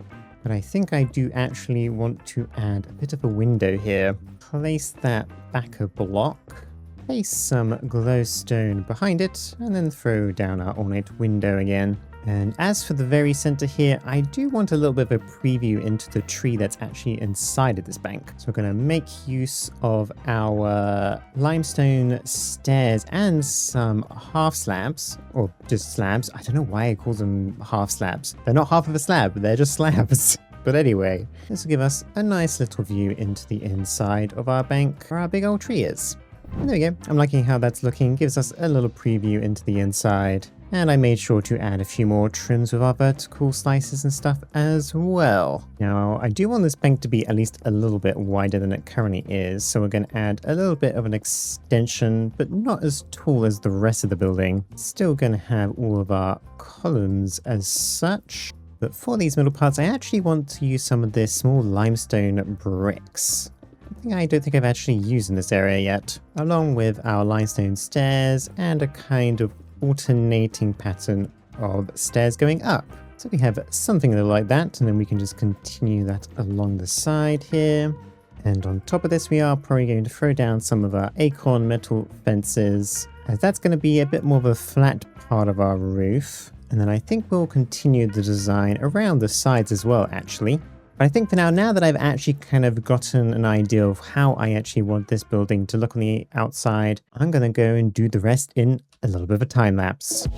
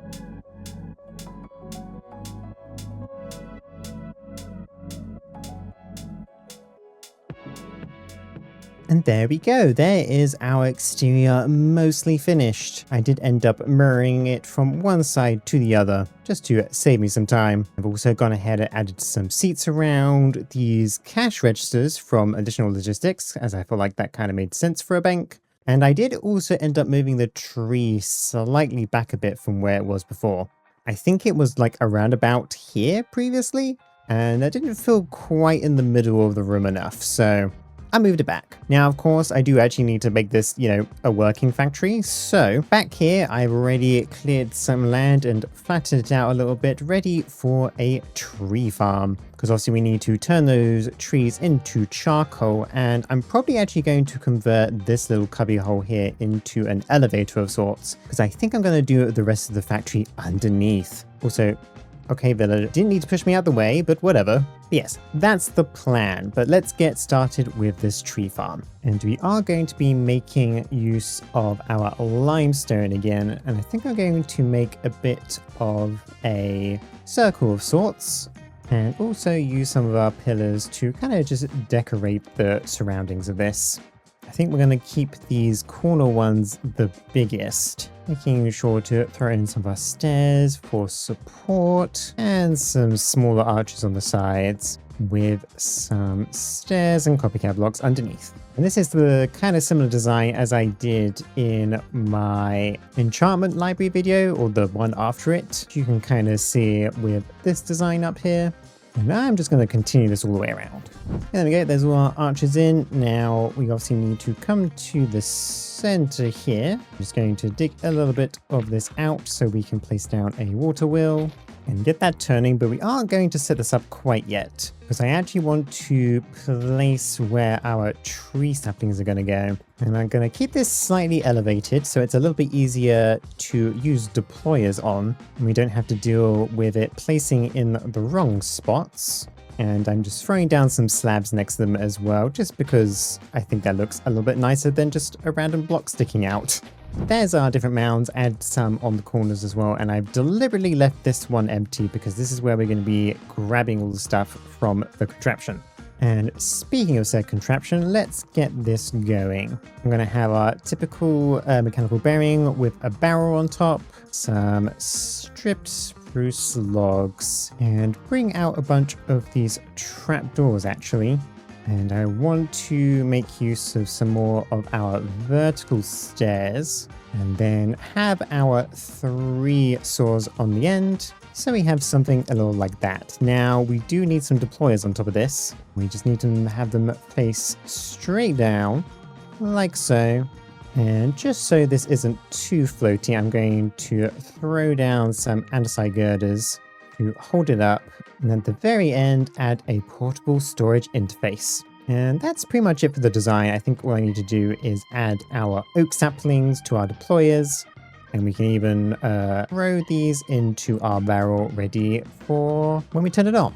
And of course, making sure to glue it all together, ready for use. And now if we actually do turn this on and let it spin, as you can see, it is placing our saplings only on top of the grass blocks that we want it. And then obviously, whenever these trees grow, it will cut them and put them into the barrel at the bottom. Now, obviously, we need to get them out.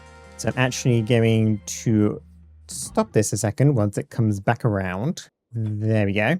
I'm going to leave a little bit of a gap, add ourselves in another portable storage interface, grab a smart chute and a barrel underneath that too. So anything that's in the contraption should be placed into this barrel.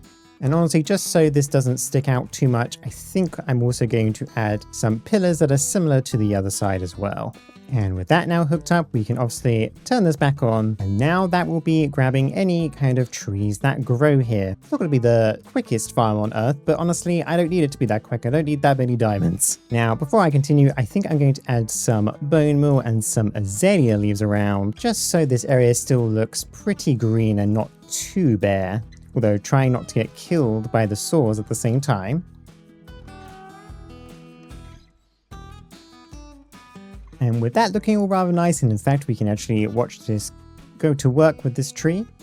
There it goes, perfect. But with that all working rather nicely, we can now start figuring out how we want to get the wood out of this tree farm underground. Probably I'm just going to add a bunch of chutes or something and enter it underneath. I'm gonna have to come up with some form of design. I haven't quite thought that far yet. But for now, let's dig down into the ground here because I do need this to be relatively deep to fit everything that I want. And so we do have some clearing to do.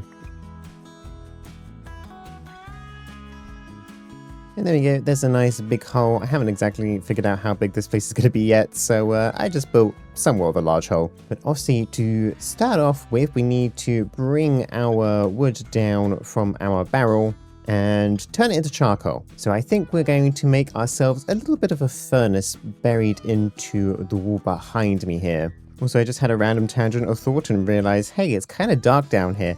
I've been using the wrong shader settings for this episode. Well, it's too late now, but at least I lightened up this area down here so we can actually see a little bit better now when I'm building. But anyway, for our furnace, we're going to use some of our brass local metal, just the basic type as well, not even the colored variants. And we're going to have a little bit of a window to see onto the inside.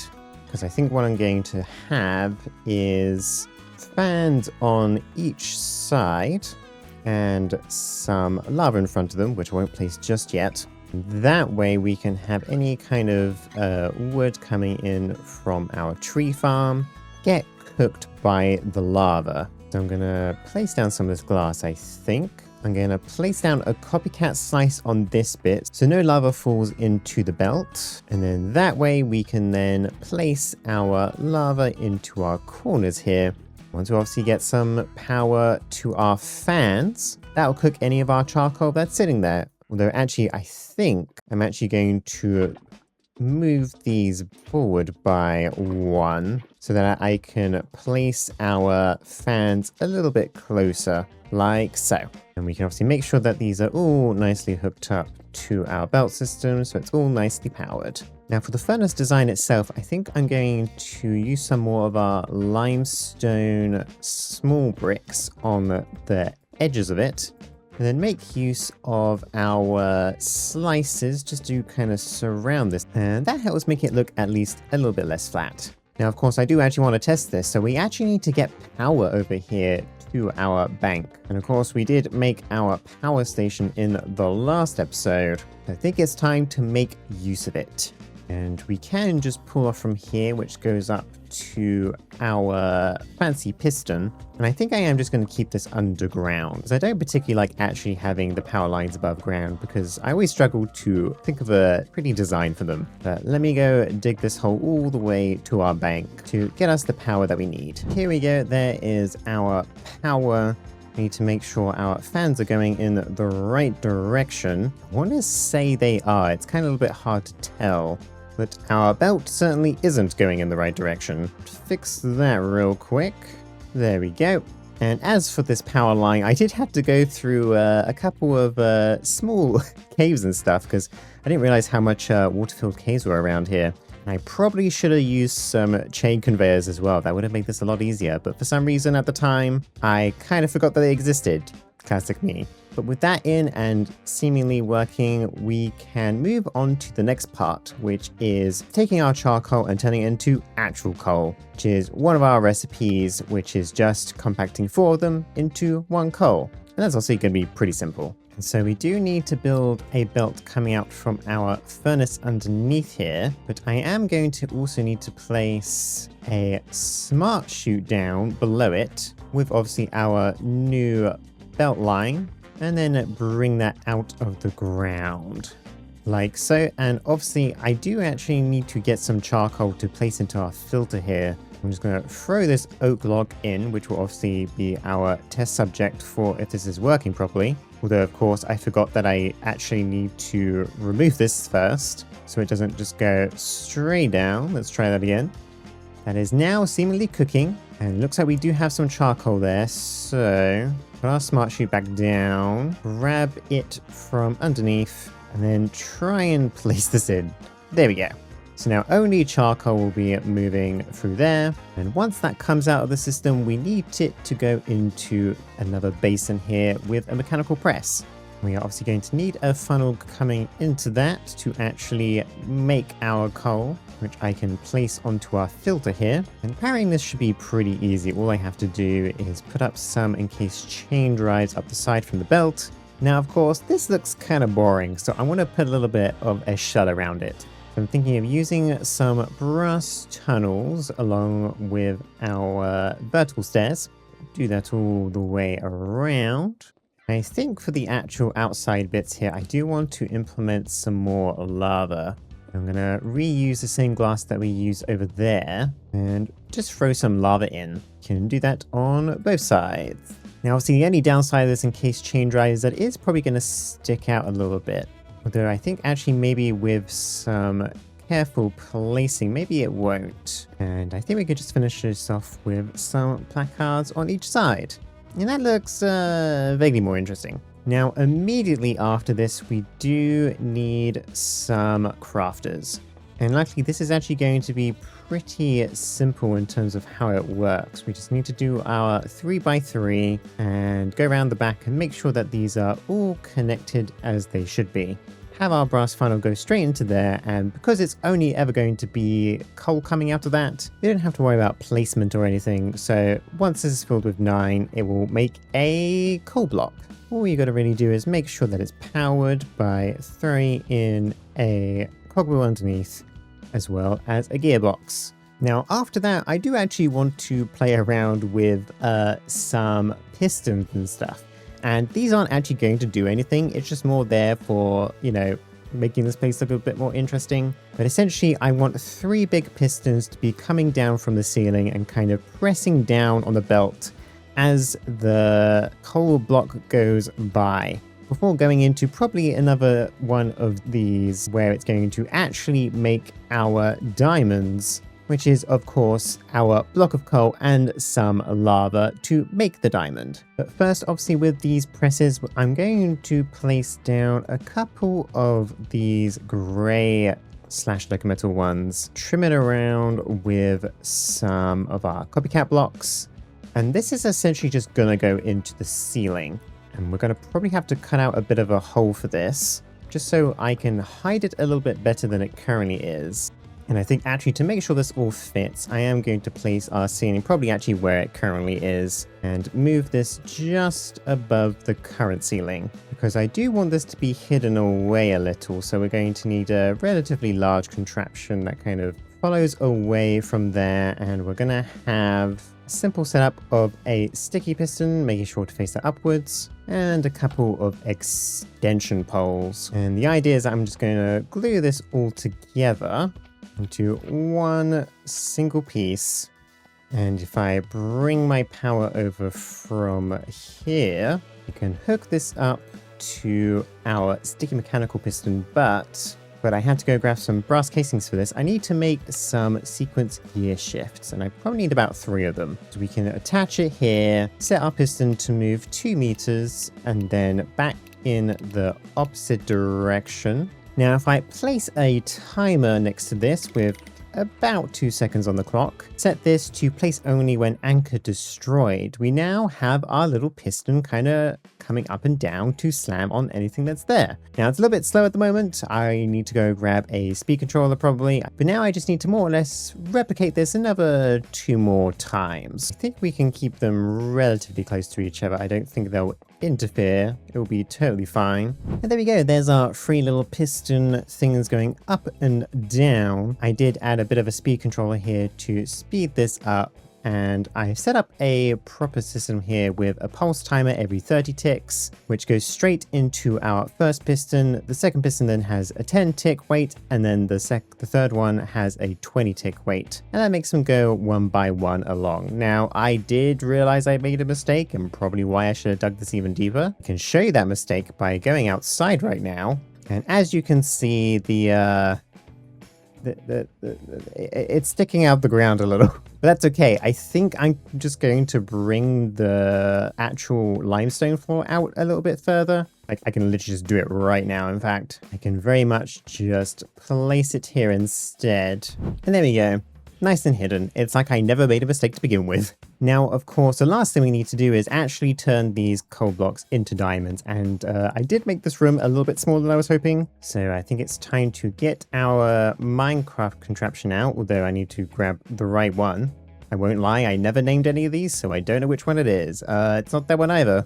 Okay, it's this one, and it's stuck in the wall. Okay, let's move this back, and then I'll clear out this area to give us some more room. Now, of course, the very last thing we need is another basin with another mechanical press. Our usual encased chain drives to make sure to power it all. And this system obviously does need some lava, and luckily for us, we also made infinite lava in the last episode too with our power station. So now I've got to pipe that over here too. Should have thought about that earlier when I was getting the power over here, but oh well. And after a very long journey, we now have lava in our basin here. And I did go ahead and follow our power line, adding some pumps every now and then. My config does allow for these pumps to pump a little bit further than typical, so that's why there's not that many pumps around, but it works as intended. Now, of course, we do need to add our brass belt funnel, and I'm going to have to get a diamond to place into our basin here